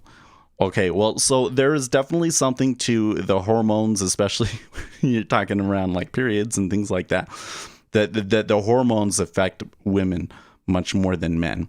And there's also definitely a thing to where people that are extremely logical tend to be men. But I think that we made a mistake when we said that, like, people assume that there's like a line. There's logical and there's emotional, and you're somewhere along that line. But the reality is that they're 2 separate properties. And so you can have a certain amount of logical thinking, and you can have a stat on how emotional you are. And it's actually possible to be high in both. And so I think what they're discovering, especially with some of these studies where they're looking at like, how does having a woman on your being the manager of your portfolio or the index or whatever it is, your fund, sorry, but having a female leader of your fund or just women involved in the fund, how that affects the performance. And they are finding that there are some advantages to having women in there because they have a different approach to risk, it seems. And people seem to think, well, that they would be less logical, but that doesn't appear to be the case at all. In fact, it appears that they seem to be better at going through the nuance and really thinking it out. At least that was the gist of what I got from the last survey that Goldman Sachs did like a month or 2 ago, right? Is that it? Or is it that women have not been given the same opportunities until recent to compete head-to-head with men? Well, no, I mean, you do have to realize, though, that there are very significant and well-established differences between men and women's personalities. So the thing is that when you look at personality distribution curves, you get a curve like this is men and this is women. And when you look at the difference between them and the difference between these two peaks, maybe that's like 2%. But what ends up happening is that the edges here, you get significant differences. So if we're talking about agreeableness, for instance, almost all of the very agreeable people are women, and almost all of the very disagreeable people are men. And that leads to differences. Testosterone makes people significantly more aggressive, so that makes men more willing to take on big risks and frankly excessive risks. So I would think that if you were to look at day traders' stats for men versus women, that they would probably be different, and I suspect that the women would be more likely to be successful as a day trader. Simply based on the fact that they will use their risk better. Now, you're probably going to get less women that are really going to go through systematically and program something and find an edge, and that's a different thing, but there are definitely women out there that can do it. It's just a question of like how many of those are there out there compared to men that are out there.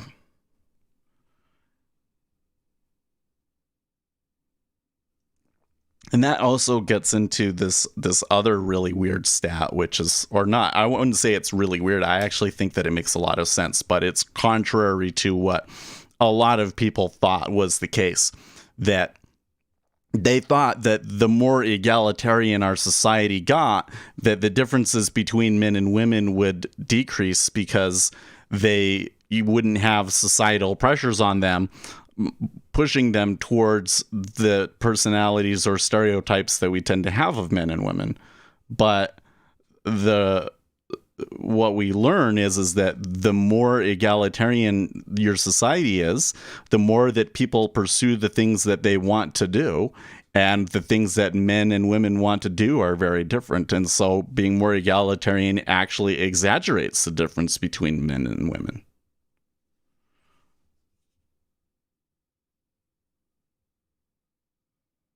The conversation, your way of apologizing. Wait, what are we? How is talking about this the way for apologizing for yesterday?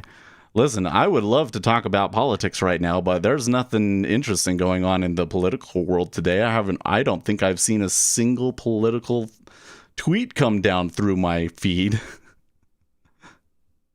Oh no, the one thing that we got was the Twitter suspends the Iranian supreme leader. I don't know if I really have a lot to say about that. Everybody said that he should be banned. If you're going to ban Donald Trump, well, they did it. So y'all should be happy now, right? They're fair. Women like to steal my money. So here's something that interests me that I don't think there's ever been any research on. It seems to me that there are certain groups of people, and I don't know if it's cultural or if maybe there are some biological drivers behind some of this, but there are groups of people that care more about money. Right? So like the stereotype that you see a lot is that Jewish people care about money a lot. Well, that might be cultural because I think that it seems that people like consciously worked on making families that are in banking. You know what I mean? So like I kind of wonder like what kind of how does that work? What are the things that lead you to have a higher propensity to caring a lot about money? Is it purely just you were taught that as you were growing up in your family, or are there biological markers for it too?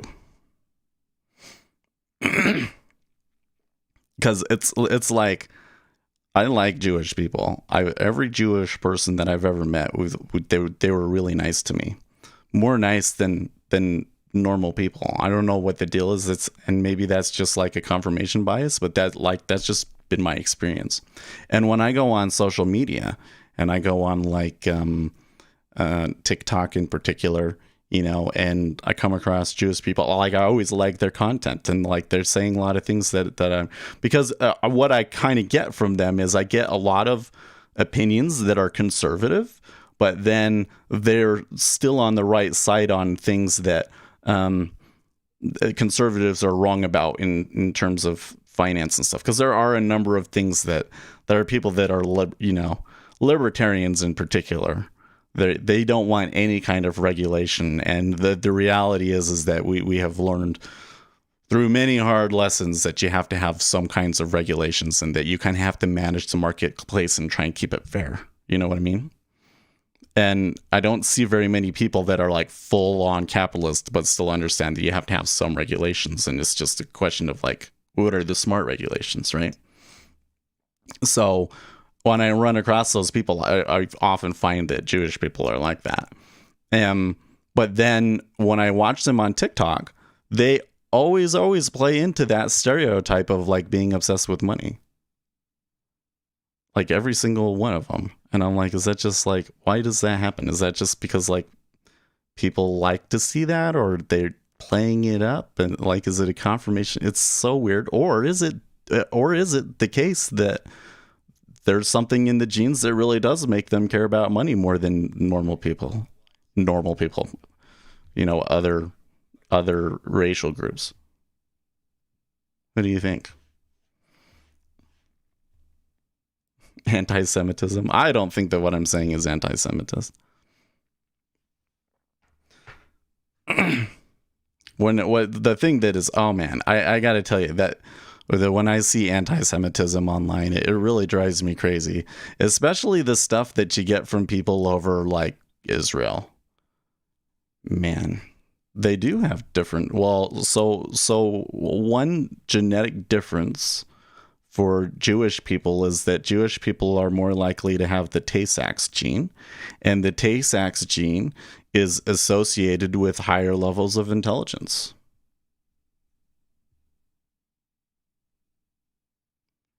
Is it anti-Semitist to suggest that maybe Jewish people are just straight up smarter than on average, are smarter than the rest of us?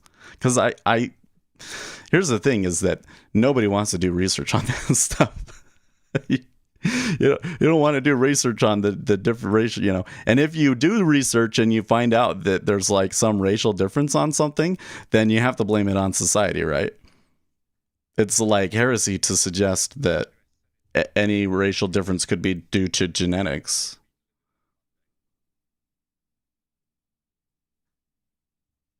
Well, is it anti-Semitic to say that they're smarter than everyone else? I don't know. I kind of wonder.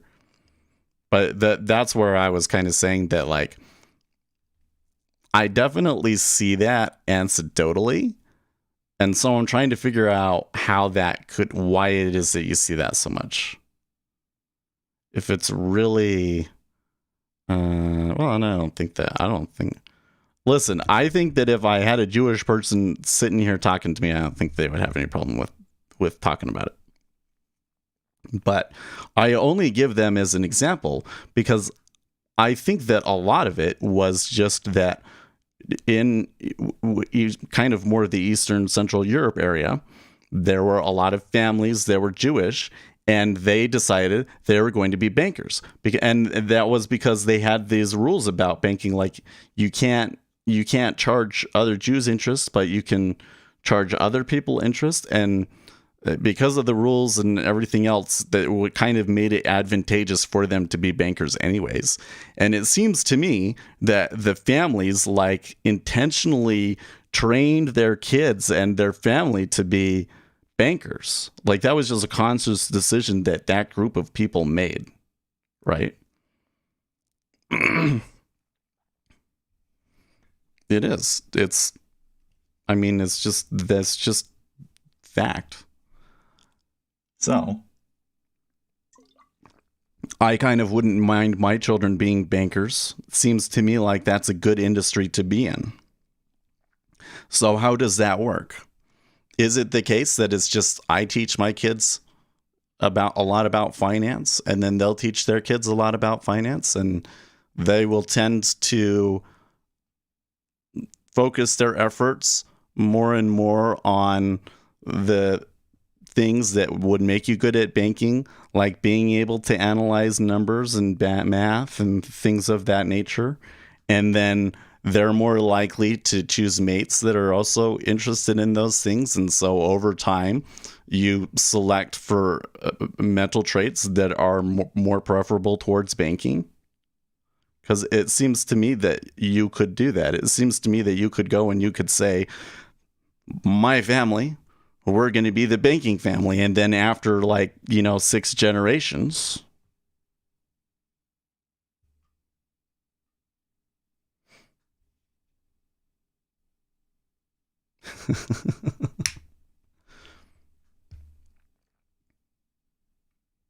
listen, so where you're getting into, so it's anti-Semitist to, for instance, suggest that somebody is not loyal because they're Jewish. Okay, this is like Rashida Tlaib and all of those people in Congress. They're saying shit like that all the time, and then everybody says, "Oh, it's not anti." It is. It's straight up. It is. Okay, but it's not anti-Semitist to suggest that genetic differences could create personality differences and intelligence differences.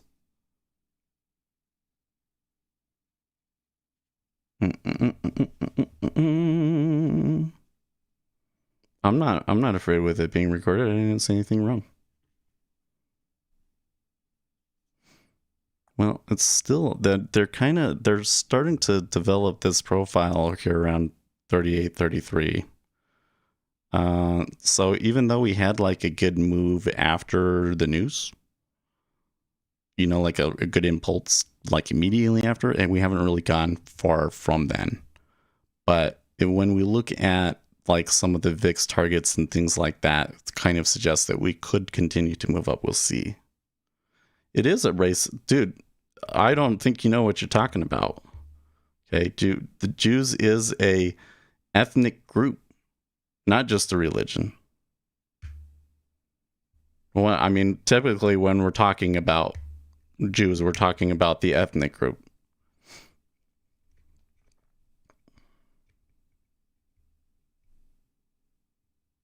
More than one profile is being developed, yeah. So I haven't really seen anything too interesting yet. Well, but that still means that there can be genetic differences, and I just pointed one out to you that is true. The Jewish ethnic group has the Tay-Sachs gene mutation.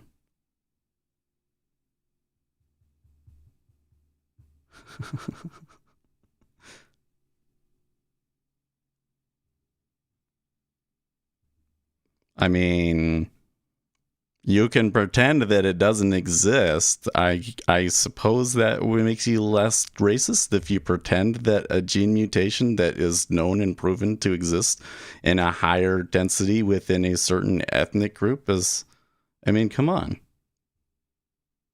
Sure. And you should realize that on average, the genetic differences between two individuals within one ethnic group tend to be larger than the differences, for instance, you take any two random people within an ethnic group, you have just as much of a chance of picking somebody that's really smart and picking somebody really dumb, even if that racial group tends to be smarter or whatever the deal is.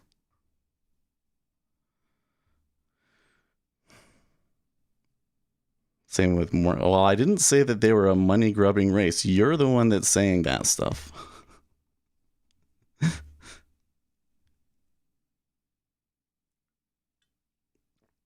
But yes, people in Utah, there is definitely a look. Don't you think? I don't know if there's any kind of statistical properties that you could go out about it to say but the people whose families have lived here for, since the settlers came here, there's definitely a look, isn't there? There is, I mean, that's just genetics, right? Can genetics lead to differences in intelligence? Well, the data that we do have is that your intelligence is highly correlated to your mother's intelligence. Have you ever heard that before? Which I think is really interesting, because it seems to me like some people just would, and I think this is really dumb, but there's like this societal meme that men would prefer a woman that's not as smart as them. But the data says that if you want to have really smart kids, that the thing that matters the most is marrying a smart woman. Isn't that so? Yeah, your genetics do influence intelligence. And I'm asking, can your genetics influence your focus on certain things? Because here's the thing, I want to be a money grubbing. If I'm kind of a money grubbing guy, and if my kids are money grubbing people, I would have no problem with that. Not saying that any group or is money grubbing, but I wouldn't mind being that. So you gave your wife an IQ test. Come on. I didn't give her an IQ test, but I wouldn't have married her if I thought she was stupid. I tell you that.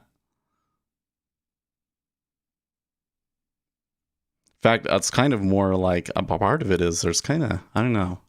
How do you put it? There's different types of intelligence, you know? And my wife, well, she went to university. She's got a degree in psychology, even though she doesn't do anything with it. She was homeschooled, and you can definitely tell that she was homeschooled.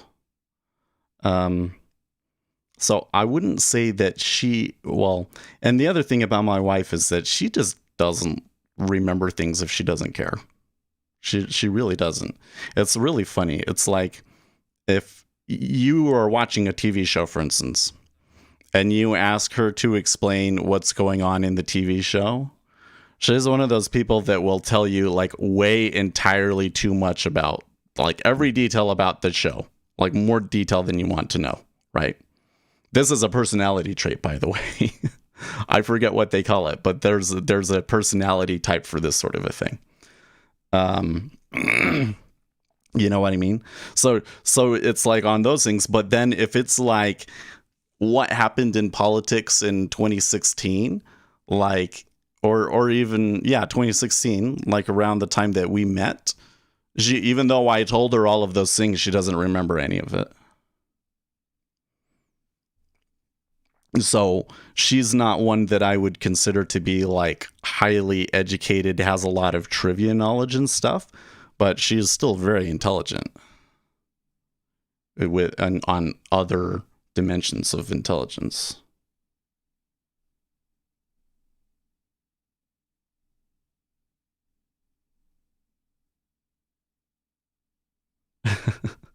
Someone once asked Melania if Donald would have married her if she was not very beautiful, and she replied, "I would have married Donald if he was not very rich." Brandon says, "I was homeschooled my entire life up until college." Yeah, she was homeschooled all the way up until college. So you can tell. I mean, it's not like you can tell from talking to her, but like when it comes to things with the kids in school, there are a lot of things where I'm like, oh no, like you cannot do that. That would be very bad for that child at school. And she doesn't get it because she never experienced that kind of stuff. Or like the whole thing, like for me going through school, it was like I wanted to take all of the honors classes and the AP classes. And it wasn't necessarily because I thought I was so smart and I would be bored if I wasn't taking those classes. It was because the people that were in the other classes were fucking idiots. Oh my gosh.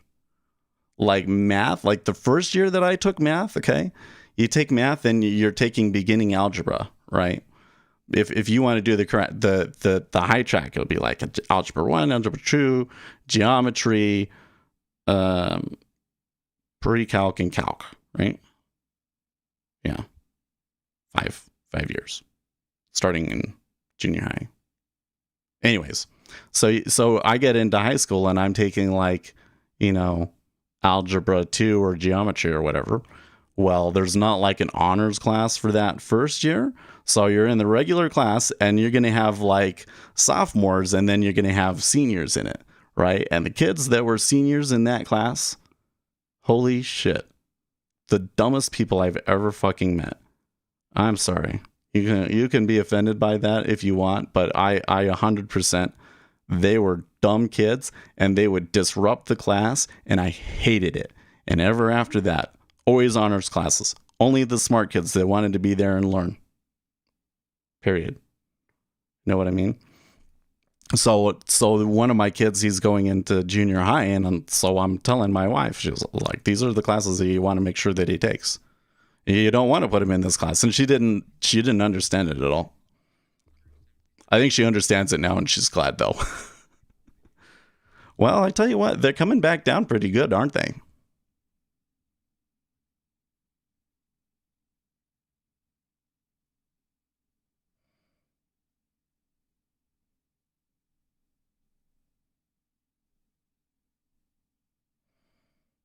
Mm-hmm.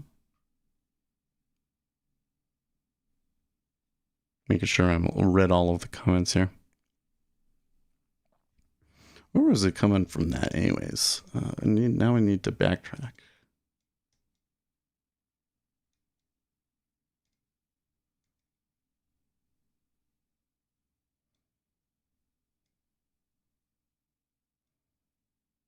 Oh yeah, we were talking about the differences between men and women.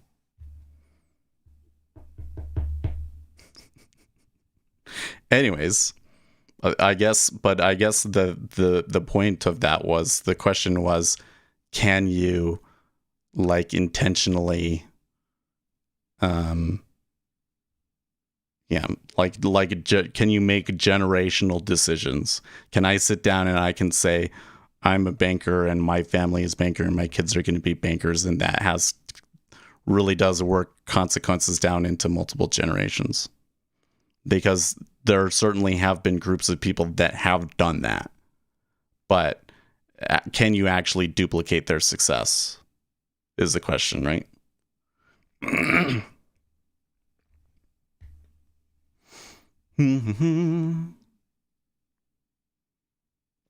Well, there's a pretty good turn down. They're coming back to the seller's cost basis now. That we're still getting the whole situation that we've been talking about, where it looks bullish, but the sellers haven't gone away.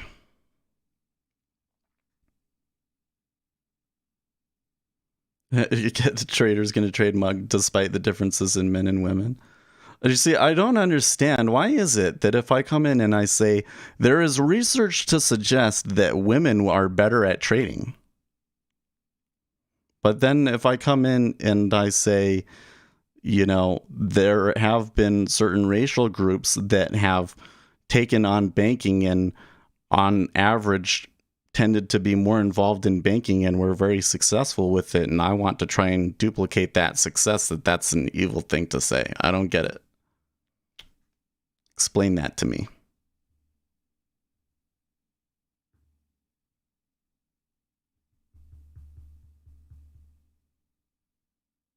She asked back, if I weren't beautiful, do you think he'd be with me? I don't know.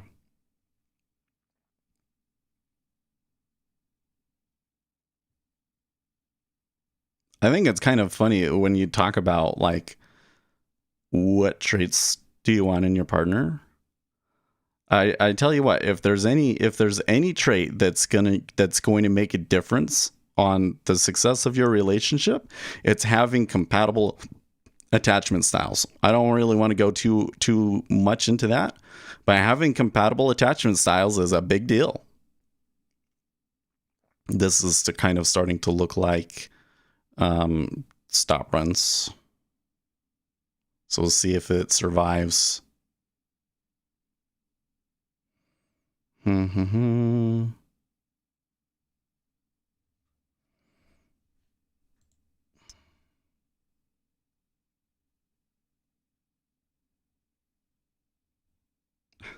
The are the odds on betting for Donald Trump to be impeached high here? Hold on.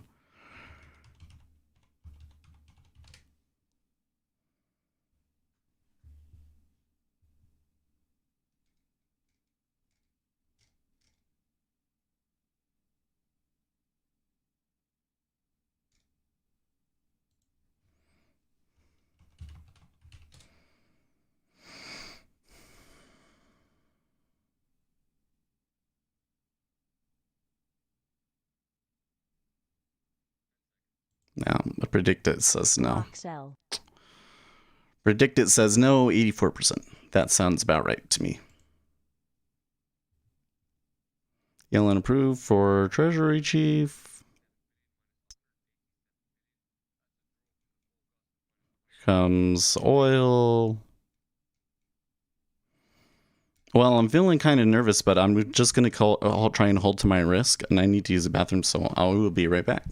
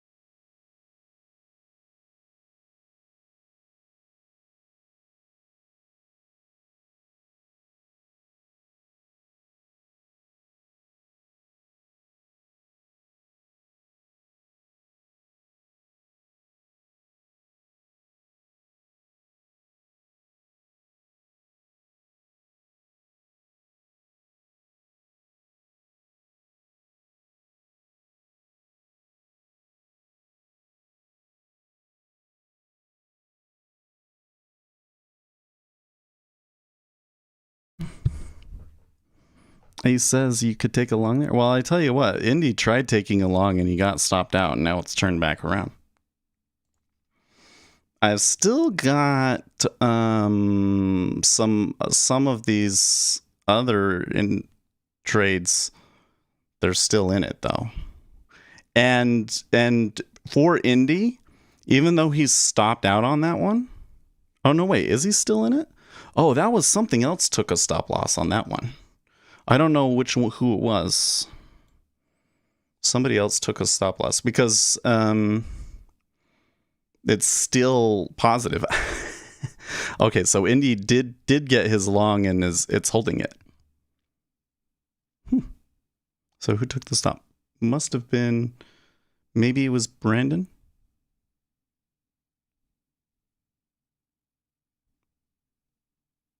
No, it must not be. It must be something else. Or what if I zoom in here? Ah. He went long and then got stopped out, and it looks like, yep, he went long again. Okay, cool. So I have this thing built into it. So like it'll try long, and then if this one fails, then it won't try long again. it will force it to wait for a short before it tries it long again. I took 9 points from before the opening. Remember that, not all the other horrible calls. Well,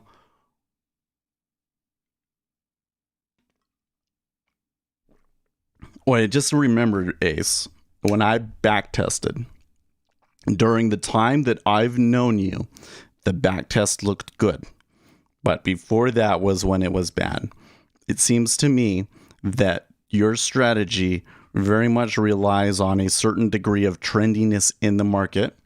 And over the past week, there hasn't been as much of that, has there? So wouldn't surprise me where you would get a lot of, you get a winner that really, really goes, and that makes up for the rest of it. But then the rest of the time you're really frustrated. And I would expect that we're probably going to get more of that as time goes on, based on the way the markets have been going. Unless, of course, this market just completely falls apart. And then I guess we can just go through the cycle all over again and have another like, okay, they gave us more stimulus. Let's just do the whole bull run all over again.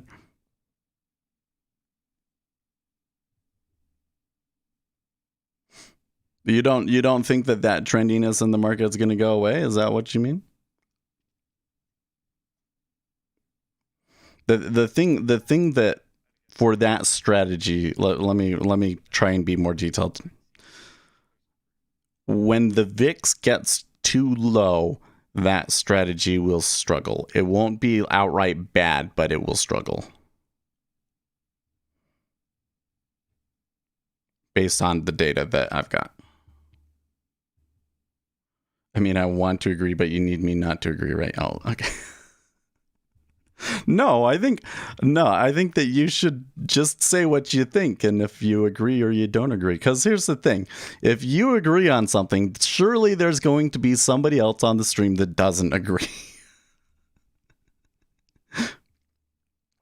And you got to be careful, because sometimes if you come in and you disagree with something, and then everybody else in chat is like, okay, well, I'm not going to talk now. It happens. It happens like that, even if they actually do agree.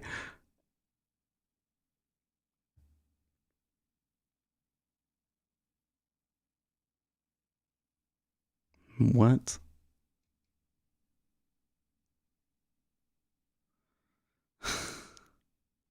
Okay, so they're turning back down again. This might stop me out.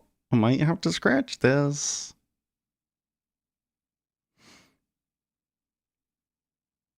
Not getting surprised that I'm not getting Brandon taking a trade.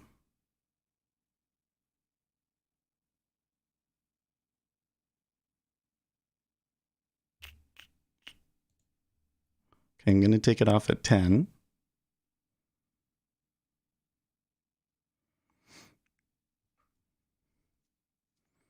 Taking it off at 10 because like we're getting enough movement that I'm starting to think that like I should try wrangling some, you know, it's worth taking some trades now. And they might not all be good, so we should give ourselves some breathing room.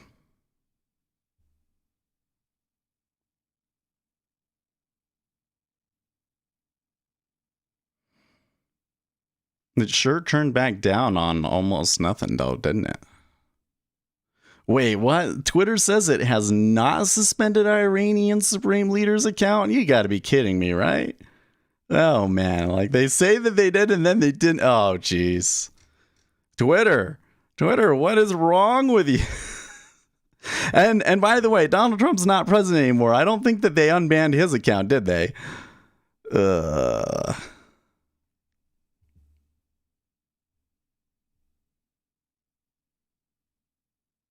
They banned a fake account? Ah.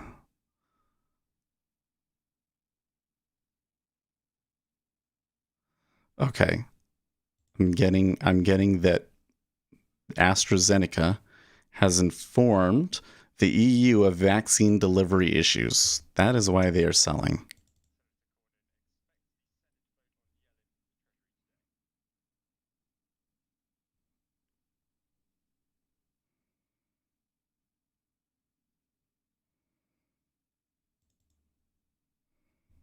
Okay, so I didn't actually need to do that.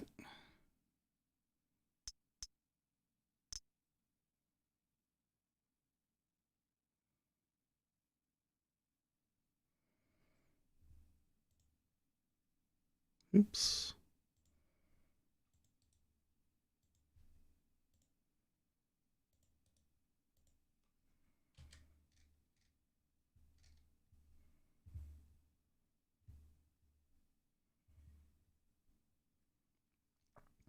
If that's what's going on, downside target 3,800.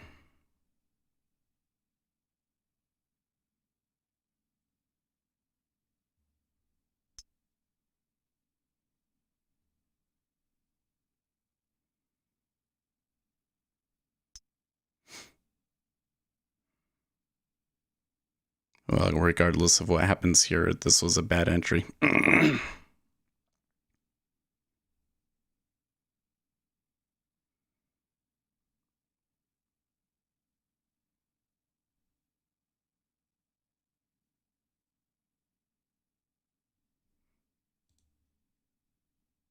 So there's the open again.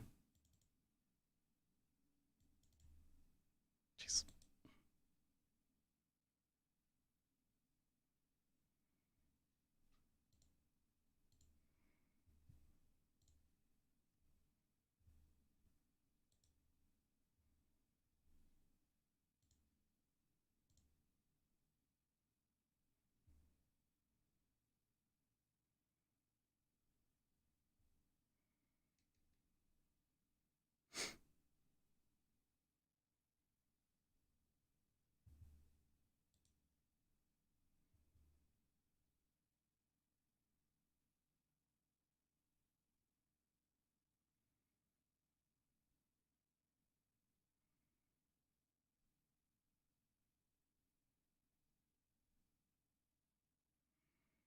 I think I'm back above the open there.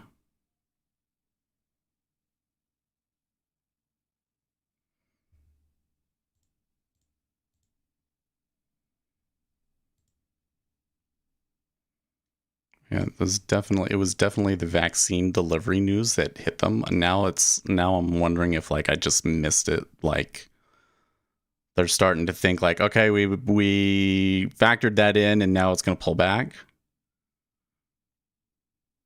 Do you have the hint on Logic Dakota pullback? No. I mean, I think that the way that I would do it would be like the most simple way would be you have two moving averages. It's below the one moving average, but it's above the other one. Right? Like you're going to have like it's going down like the... I have to do this. It's coming down and then it goes like this, right? And you're going to have the moving average. And this one, it's going to have crossed, but this one, it's going to have crossed already. And then you'll get some sort of pivot. You would want to have some sort of way to know that it's kind of turned back down a little bit, though.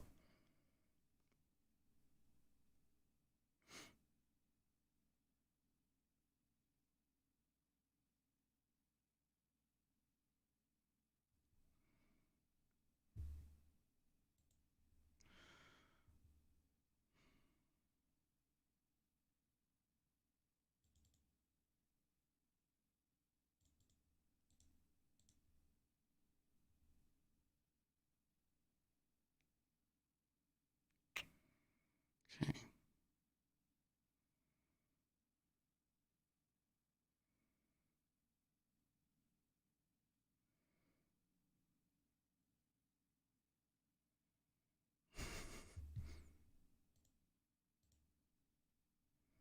And with zigzag, oh yeah.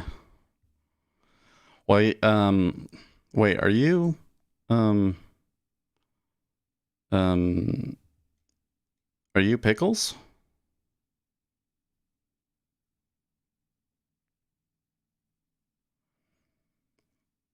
So with zigzag, there's some issues with zigzag indicator. I think it can be made better, but you can just kind of go in and you can say, okay, did it like make a higher high or higher low based off of what it's done this time?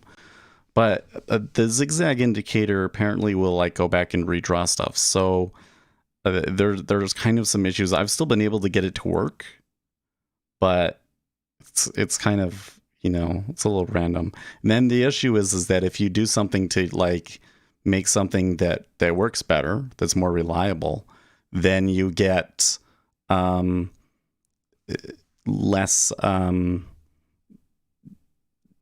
less favorable excursion from the trade, if that makes sense. It's like if you do stuff to make the trade more reliable, you don't make as much when you do win.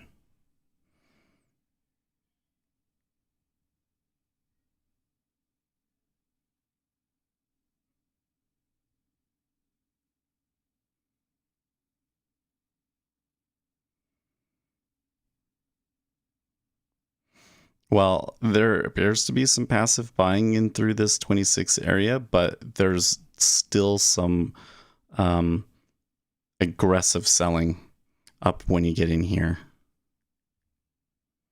So they'll buy it up a tick or a tick, but like there's been these excursions where it went 4 ticks down. You see like that? So there definitely suggests that the informed trading is on the side of the sellers. And we know what the reason is. Now, if it's concerns over vaccine distribution, that is something that could run.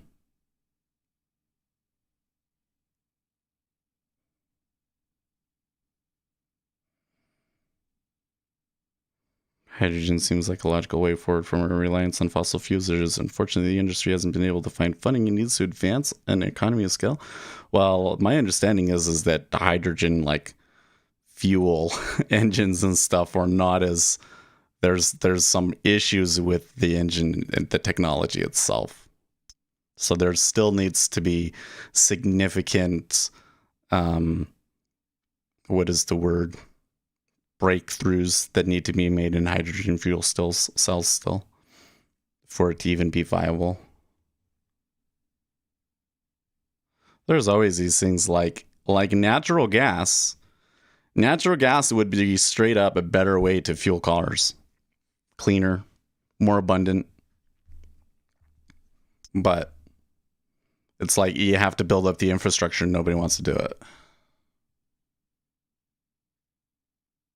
If the president came in and he straight up said, we are going to move to natural gas, and Congress was all on with it, and it would happen, and it would work, and it would reduce carbon emissions. But nobody wants to do that. That would be political suicide.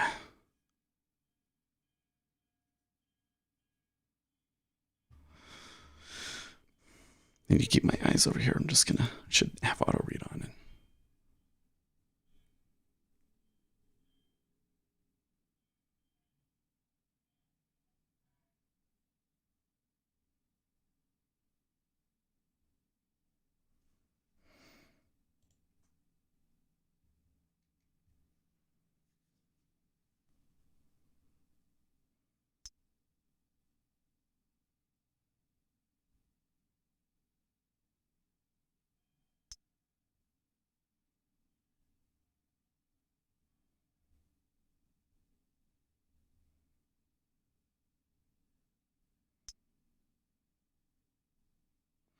I find it really interesting how often we'll run into the situation where we feel like... What platform do you use to trade futures? I'm using NinjaTrader 8 and Jigsaw, and I have a video called What is the Best Futures Trading Software Platform that you can go and watch where I talk all about it. And I have a affiliate link for Jigsaw, so if you buy Jigsaw, it helps the channel. 2020 Iberdrola to start construction of green hydrogen plant in Spain. A hydrogen plant, now that's interesting. Like a power plant running on hydrogen.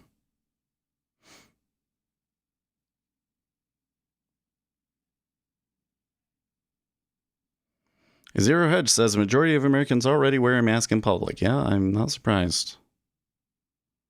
I think that they're saying that because there's like this Joe Biden has this wear a mask challenge as though there's like people believe that there's too many people not wearing masks and that's a problem, but it's certainly not the case.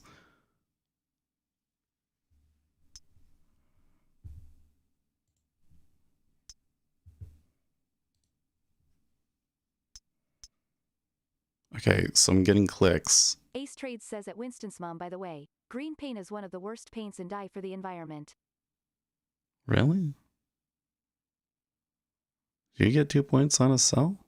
No, you went short at 26 in May. Oh, I see. Yeah, you only had to get to 24. That's funny.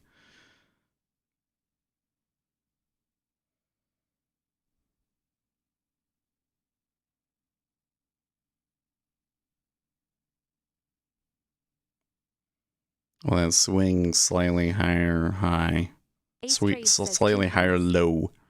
Bot says hydrogen is far more abundant than natural gas, given 71% of the Earth's surface is covered in water.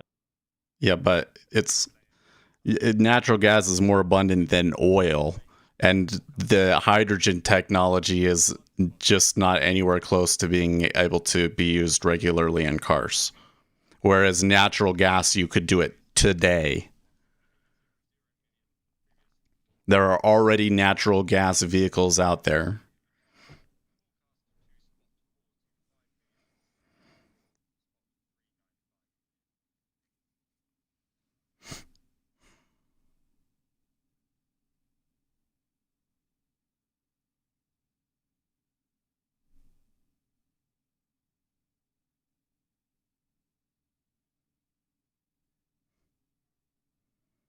Well, I tell you what, when it came down, it sure seemed like furious and everything, and now it's turning into this rangy thing, even though we know what the news is now, and I just don't... Have been wearing them for life. Lol.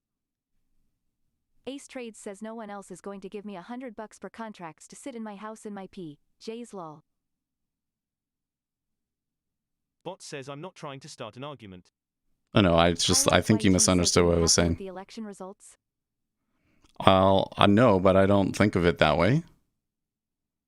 I think of it like the election was over, like, in October. Come on, do it. Well, maybe it's underdeveloped. About hydrogen, underutilized.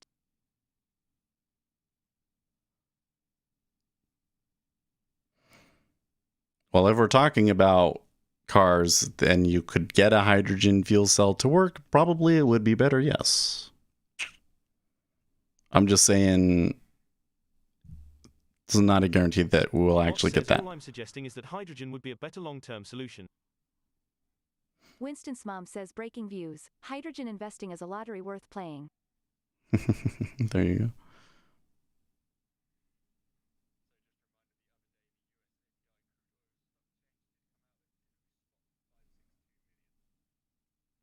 So the sellers are still being more aggressive here.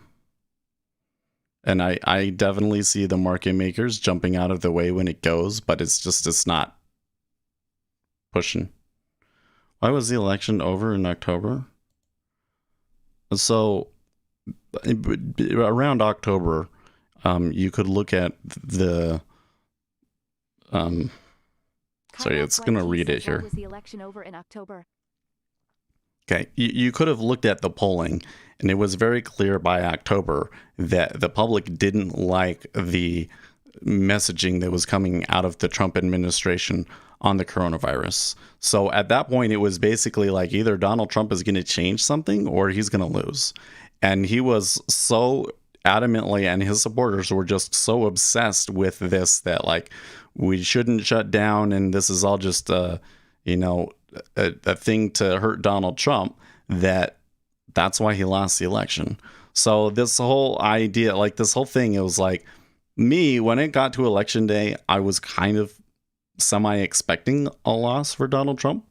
And so I was already on the page of like, okay, so now that he's gone, what does he have to do? Because I'm still very much on board on America First. So this is where you want to kind of solidify your legacy and all of this and that. But then what did they do instead? They said, no, we actually won. The election was just stolen from us. So then they wasted the next 3 months on conspiracy theories and bullshit that wasn't going to change anything. And then there was the Capitol riot, and that pretty much exhausted any political capital that Donald Trump would have. So when I think about are you happy with the election results? At that point, it doesn't matter to me anymore. Like the point at which you could have done something and that it would have mattered is long past, and I don't think about very often if I'm happy or unhappy about the election result. What I think about is what is the consequence now and what is going to happen next, right? So what happens next? Well, the Democrats want to try and get rid of the filibuster. They don't have the votes to do it. They're going to try anyways. So then the filibuster will stay, and then the Republicans and Democrats will have to share power in the Senate, and the Republicans will probably filibuster almost everything. And the only pieces of legislation that you might be able to get through is certain things on taxes and stimulus and so forth. And so probably you're going to get a lot of gridlock and a lot of executive orders over the next 4 years.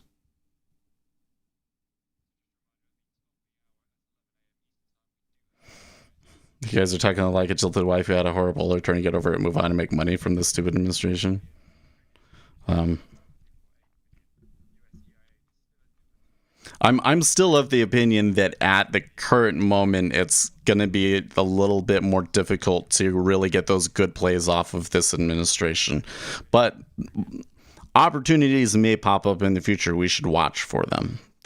I'm just like so far off wrong on this today.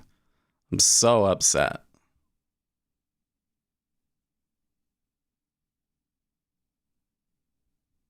Can't even seem to get the 16. Like, what is my deal? And I thought, when that came out, I thought that was a good one. I think that one was worth taking and even worth sizing up on. So, I don't know. I guess I'm just done for the day, guys.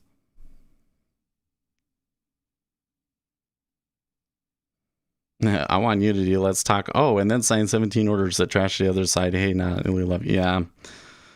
I mean, I'm just, here's the thing is like, say you and your friend are having trouble. Right? And you say, okay, well, we should be nice to each other and we should still want to be friends and everything else like that. And you say, okay. And then your friend turns around and does the one thing that you hate the most. What are you going to think? You know what I mean?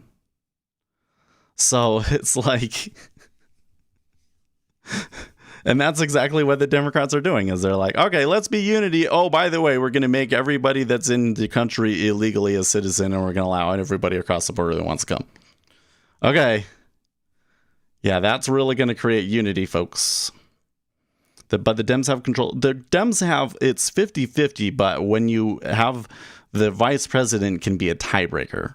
So that means that McConnell and Schumer kind of have to share power. But there's this other issue, which is that they can filibuster something. And if you filibuster something, you need a 60% majority to get it to go through. And what Democrats could do is they could come in and they could say, we don't want the filibuster, so we're going to take it out of the rules. And when they vote on the rules, it's just a majority. So they get 50 plus 1, and then they would be able to eliminate the filibuster. But Joe Manchin, the senator from West Virginia, is he from West Virginia? Democrat senator from West Virginia, the most moderate conservative Democrat, has said he will not vote for removing the filibuster. So now you've got 49. And then since there's no tie, there's no tiebreaker vote. So the Democrats can't do it. So what will happen is they won't have the filibuster will stay. And any time that there's legislation, like, for instance, this immigration bill that Joe Biden wants to bring through, it's not going to happen. The Republicans will shoot it down. And what the next 4 years will be is Democrats present a law and then Republicans vote against it. And they say, see, all these Republicans, they just want to, put roadblocks in front of everything and never do anything. And all they are is obstructionists and don't do anything. And you can hear that. It's going to be like the Obama administration all over again. Right. But that's what's going to happen. And that's what I'm focused on. The next battle.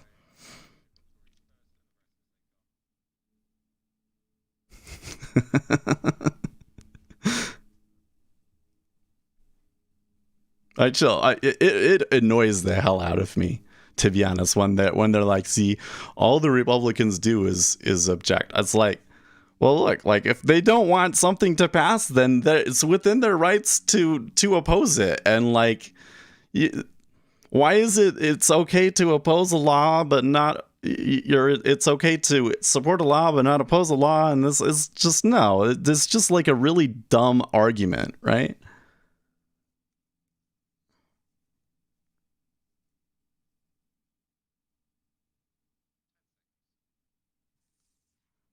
I think they've been handed a tough road to hoe thanks to all the natural gas deniers.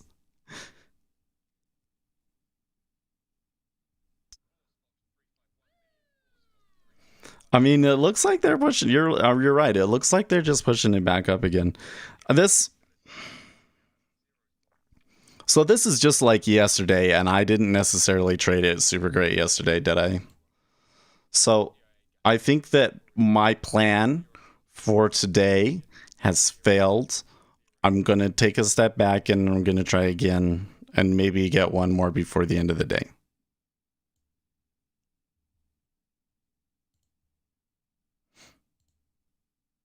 And then we'll reduce my risk. That second one that I took there, I shouldn't have been loading up on it. So let's just say that I'm down 70.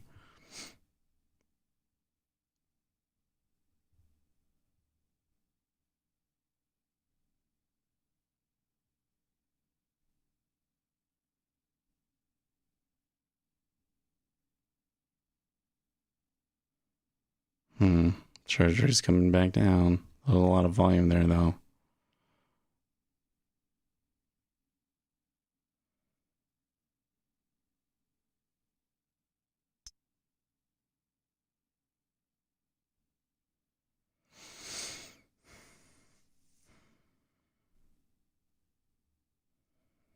Biden expands food stamps and moves to raise minimum wage. Is he trying to do it with an executive order? What's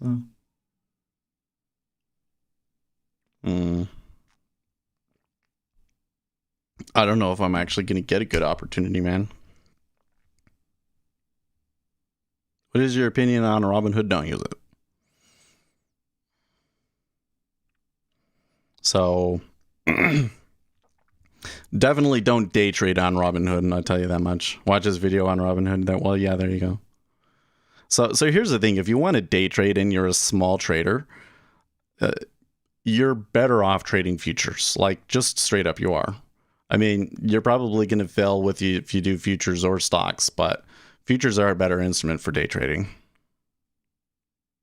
What do you trade? I'm trading S&P 500 futures and 10-year Treasury futures. I'm doing terrible today. Today I'm not doing so hot.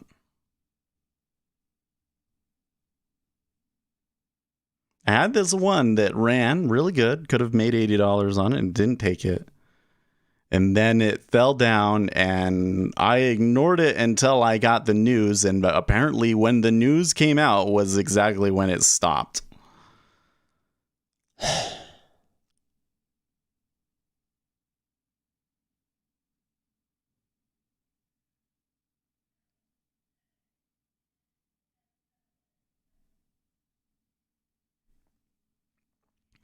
Now, was that last move down a stop run? I'm not sure. I can only say that this move down was informed trading. This pullback isn't.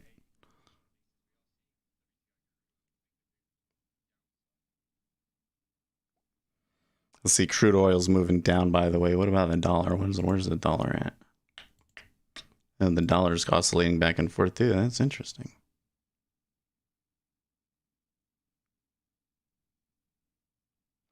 Now, the good news is that even though I have done poorly, the robots are just killing it right now.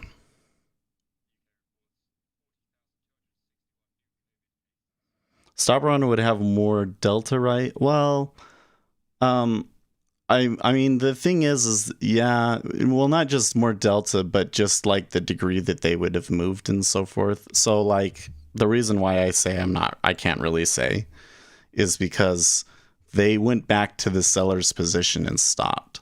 So that doesn't say to me that these buyers necessarily completely puked. You know, when you go through this line, this move right here, is probably that some of those shorts are puking.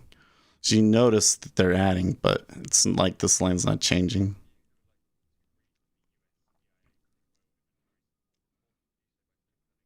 So here it's basically it's saying that this scenario where buyers are accumulating a lot doesn't really make sense. So probably the case that these guys went short and are now covering. Does that make sense? That's the more likely scenario from the data that we have.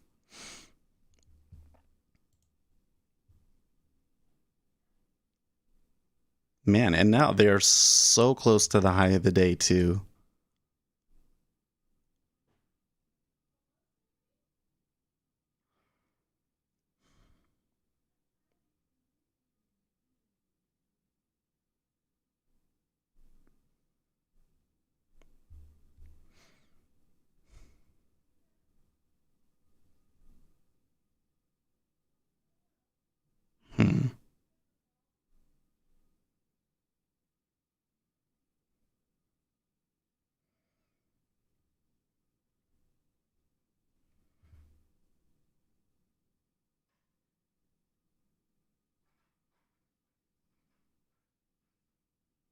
Wonder if I need to offset my R square a bit.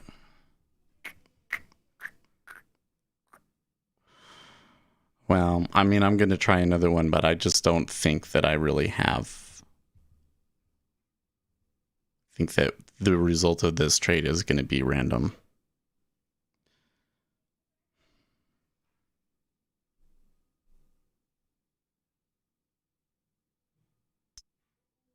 If you can't measure it, you can't manage it.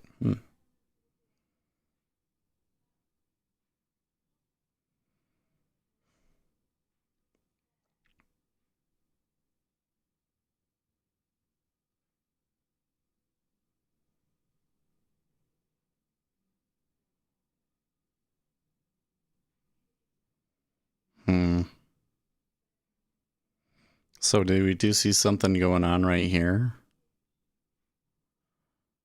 The 10-year hasn't really moved much. That's interesting.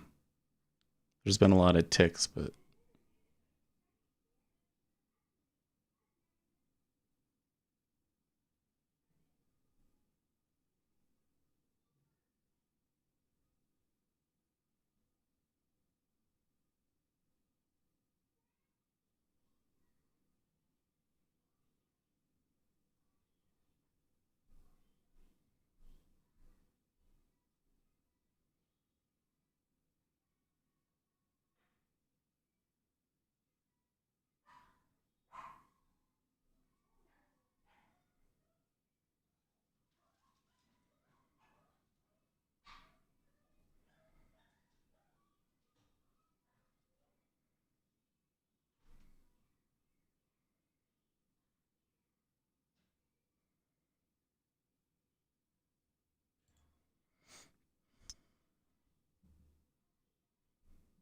okay, so there was some informed trading down on, or what appeared to be potentially informed trading.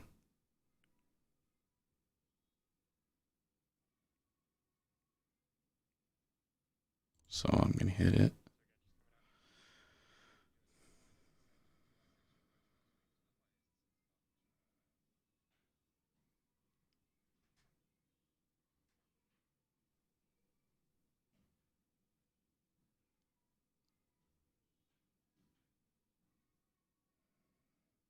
Say bearish if they start closing bars below 168.23.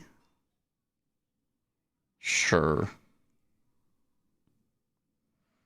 That chart looks pretty random too, though.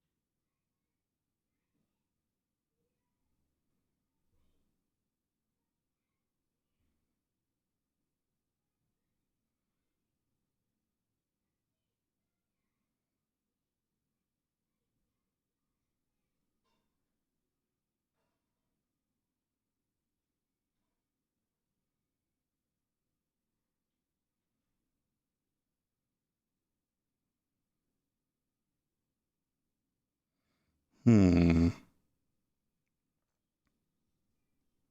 you can see like the buyers will climb, but when it comes down harder.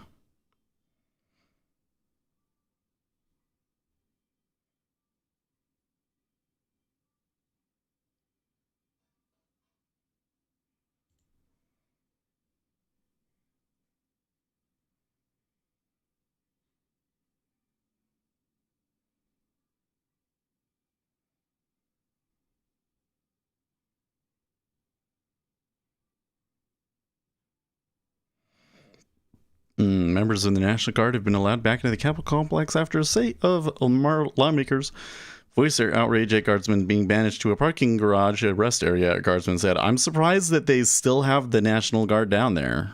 They really still need them?"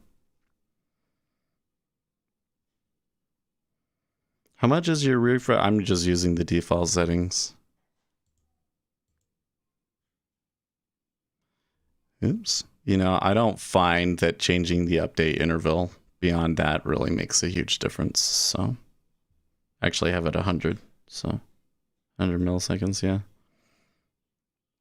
It's not as high as like my refresh rate of my monitor, but.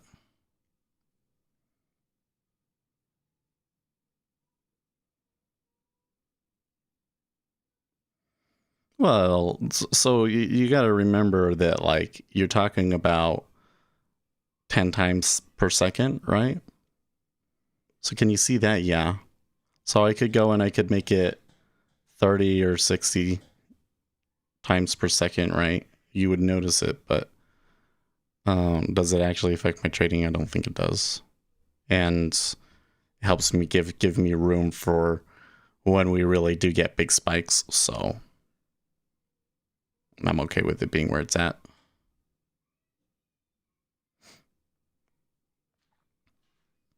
Place where it ends up really being a difference is when the 10-year is like really moving.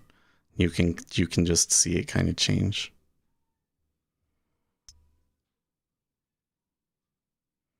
Well, the big thing is I only stream in 30 frames per second, so you're never going to get it as smooth as if you're watching it in 60 frames per second, right? Don't you hate it when you're on Discord and you think, oh, look, somebody is messaging me. Oh, it's just a spammer.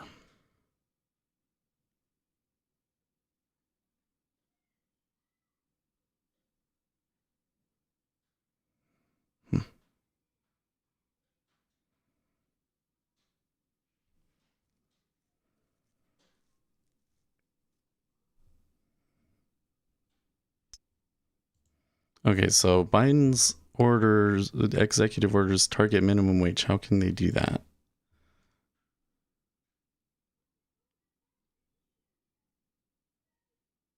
Oh, I see. Federal contractors have to pay a mandatory minimum wage of $15 per hour. Interesting.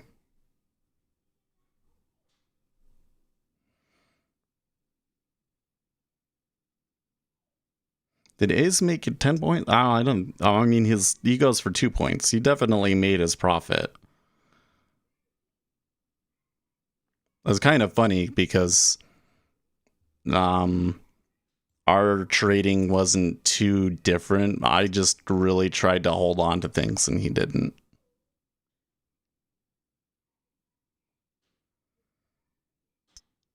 I mean, I really tried to hold on to it.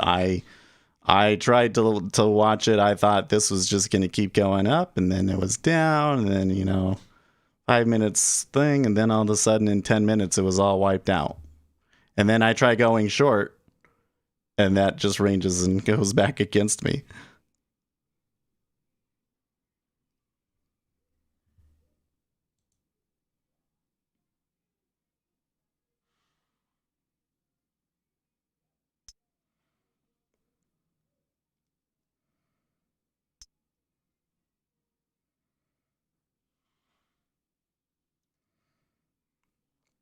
It really seems to me, though, that the informed trading is on the sell side.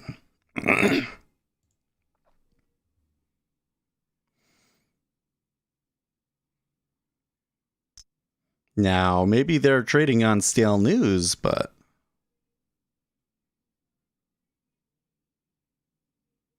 You can't look at that and tell me that the sellers are more aggressive. Aren't. You can't, man. You know, the double negatives, I need to avoid that.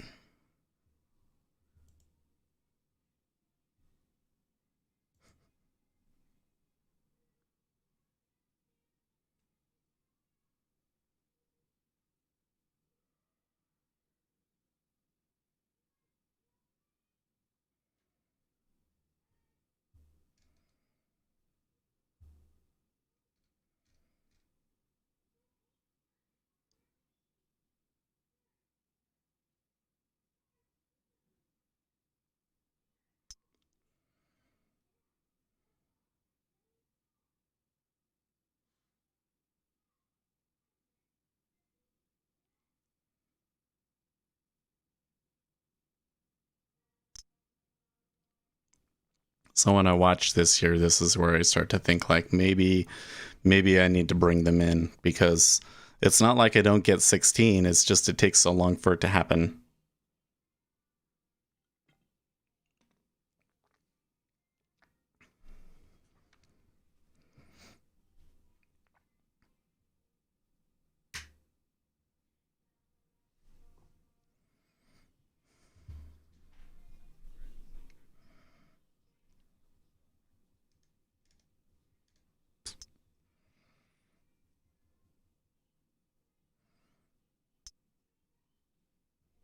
I have to say, by the way, that the treasuries are really liquid at the moment.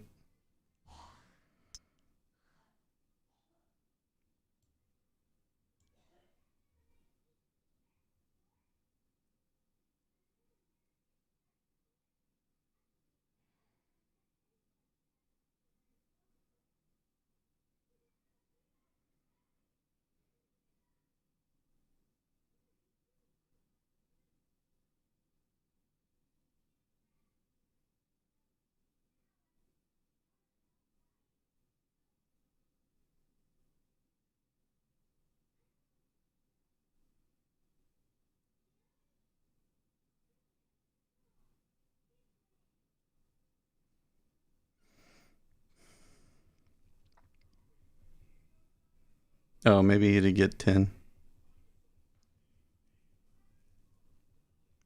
I could have gotten 10 too. Like, that's a dumb thing. It's like I was long. Where was I long from? I was long from 38.25. Was long from 38.25, and I could have gotten more than 35. Could have gotten 12 points, and it didn't take it. But here's the thing. It's like, look at the profile. Like, kind of the thing that I've been looking for. Not really there, is it? There wasn't a lot of activity out there. Kind of fell back really quickly. So then you kind of thought, that's where I was saying, like, okay, did this. And then, okay. I'm like, okay, yeah, they can just base off and then go higher, right? Nope. That's not what happened.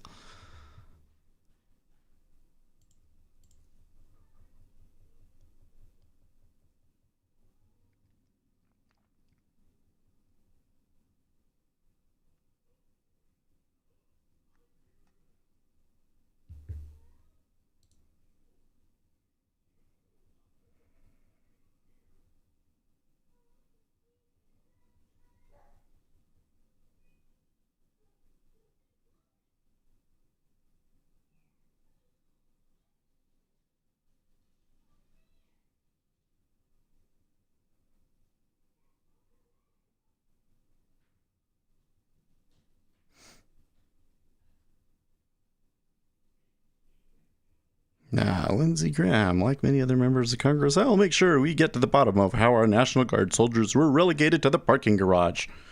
This is really turning into a bigger political deal than I thought, but okay. Do you have, nope, I just kind of randomly click shit. No, I'm trying to make decisions based off of whether the trading appears to be informed or not. and some positioning models and a bunch of other stuff. And robots that are doing okay. I mean, if this goes up and they break a new high, then these robots are going to look like effing geniuses. Actually, these unrealized trades come off anywhere around here in the next, because they'll stop trading in the 10 minutes. It'll look great, right? It'll be over 1,000 today. I think that's great. Better than I thought they would do today for sure. Especially considering that it's been choppy and stuff, and a lot of these are looking for crazy runners. I mean, I'm looking for crazy runners. I've been trying to get runners.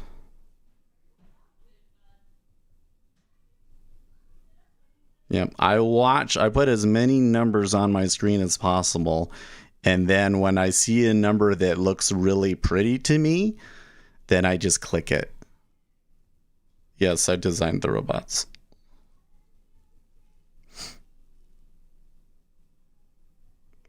I think, though, if they come out today positive, that means that they're break even for the week, actually. So I wouldn't say they're still in testing.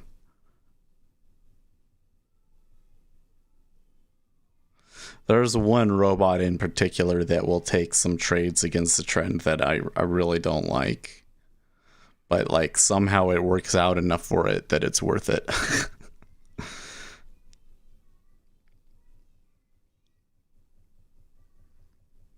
Like it does have a good spot. It's just not high probability trade. So we want to try and program the informed trading so that its probability is better.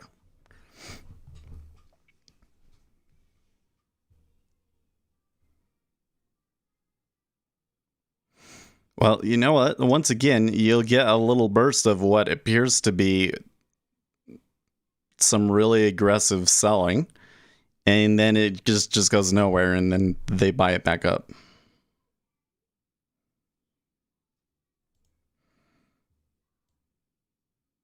We should note that on the sell, that the cumulative delta was not very drastic. I think, though, that was because I think it was a combination of there was a lot of pulling in here, and then when they did trade, that there was trade both ways. So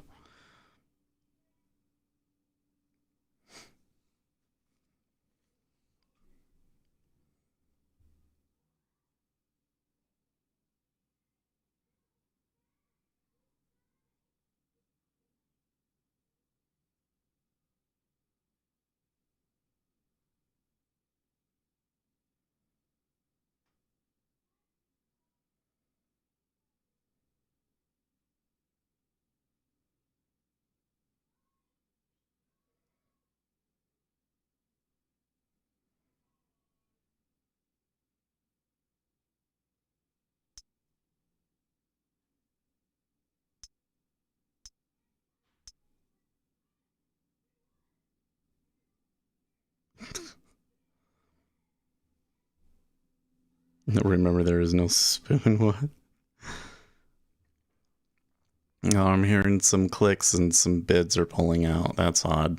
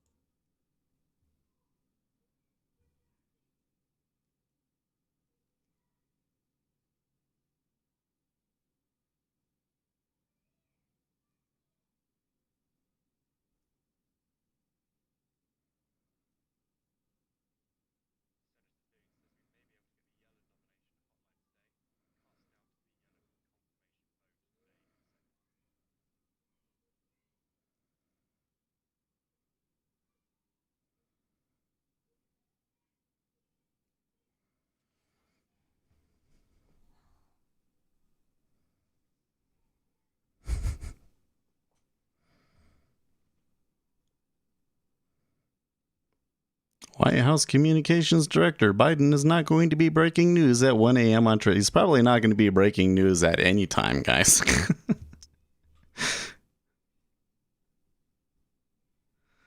Oh man, this thing is really stuck in the mud.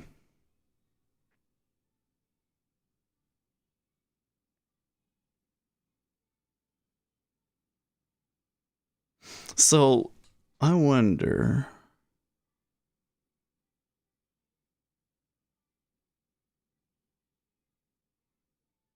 No, that doesn't make much sense.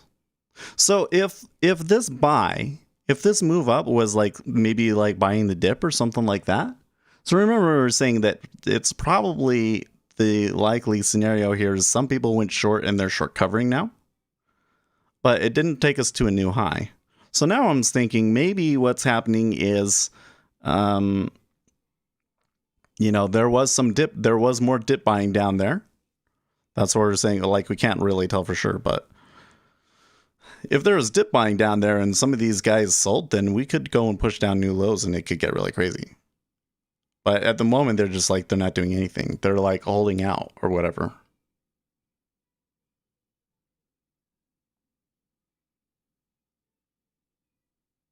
So I would keep an eye on it and, go run with large orders. Because if there's large orders that come in and sell, it's going to have a larger impact. And the place that that larger impact would take us to would be ultimately really bad.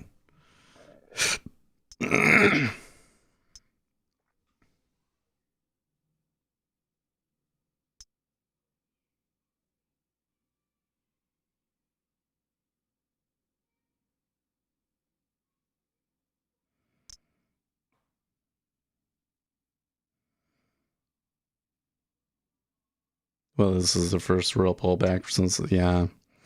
And that was where we're going back to what I was saying to begin with, was that was really surprised that they moved down overnight as much as they did. I really thought that we would be just back up at a new all-time high again today. Kind of wondering by the way that it's trading that the majority of trade may just be done. In fact, I've got 3 minutes here. So I may, well, look, there's some stop run in there.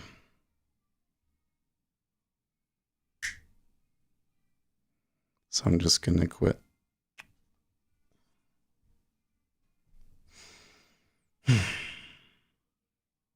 Disappointed because it was like I was saying, like I shouldn't. Shit.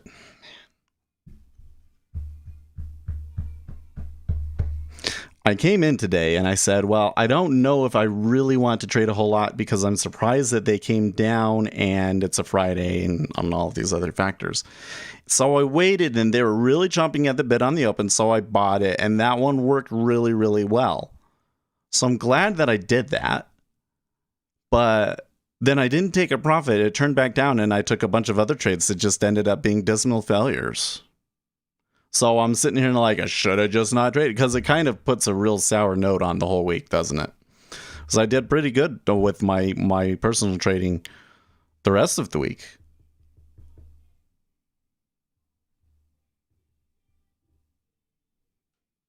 Now look at that. I'm out and now they're going to sell it, huh? Fucking ridiculous, man.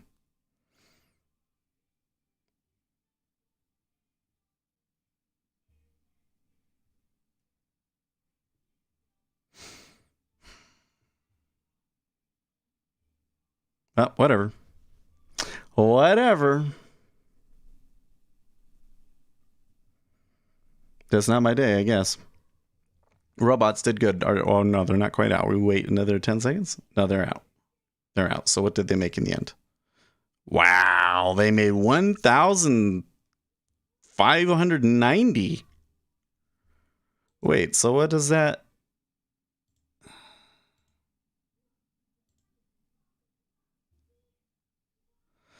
The issue with these, though, is that... So let's just look at this week. Cool. So on the week overall, they made a little bit. Have to say, it's not as efficient as I think we need. But it does seem tradable. The issue that we've got right now is that it doesn't appear that these work as well when you do them on the MES. So I'm not sure what to do about that. I feel like, oh, let's just go and make all of these other ones be more efficient. Bring that win rate up to 40-45%. It can be done. Well, okay. I will see you guys tomorrow. Not tomorrow, Monday.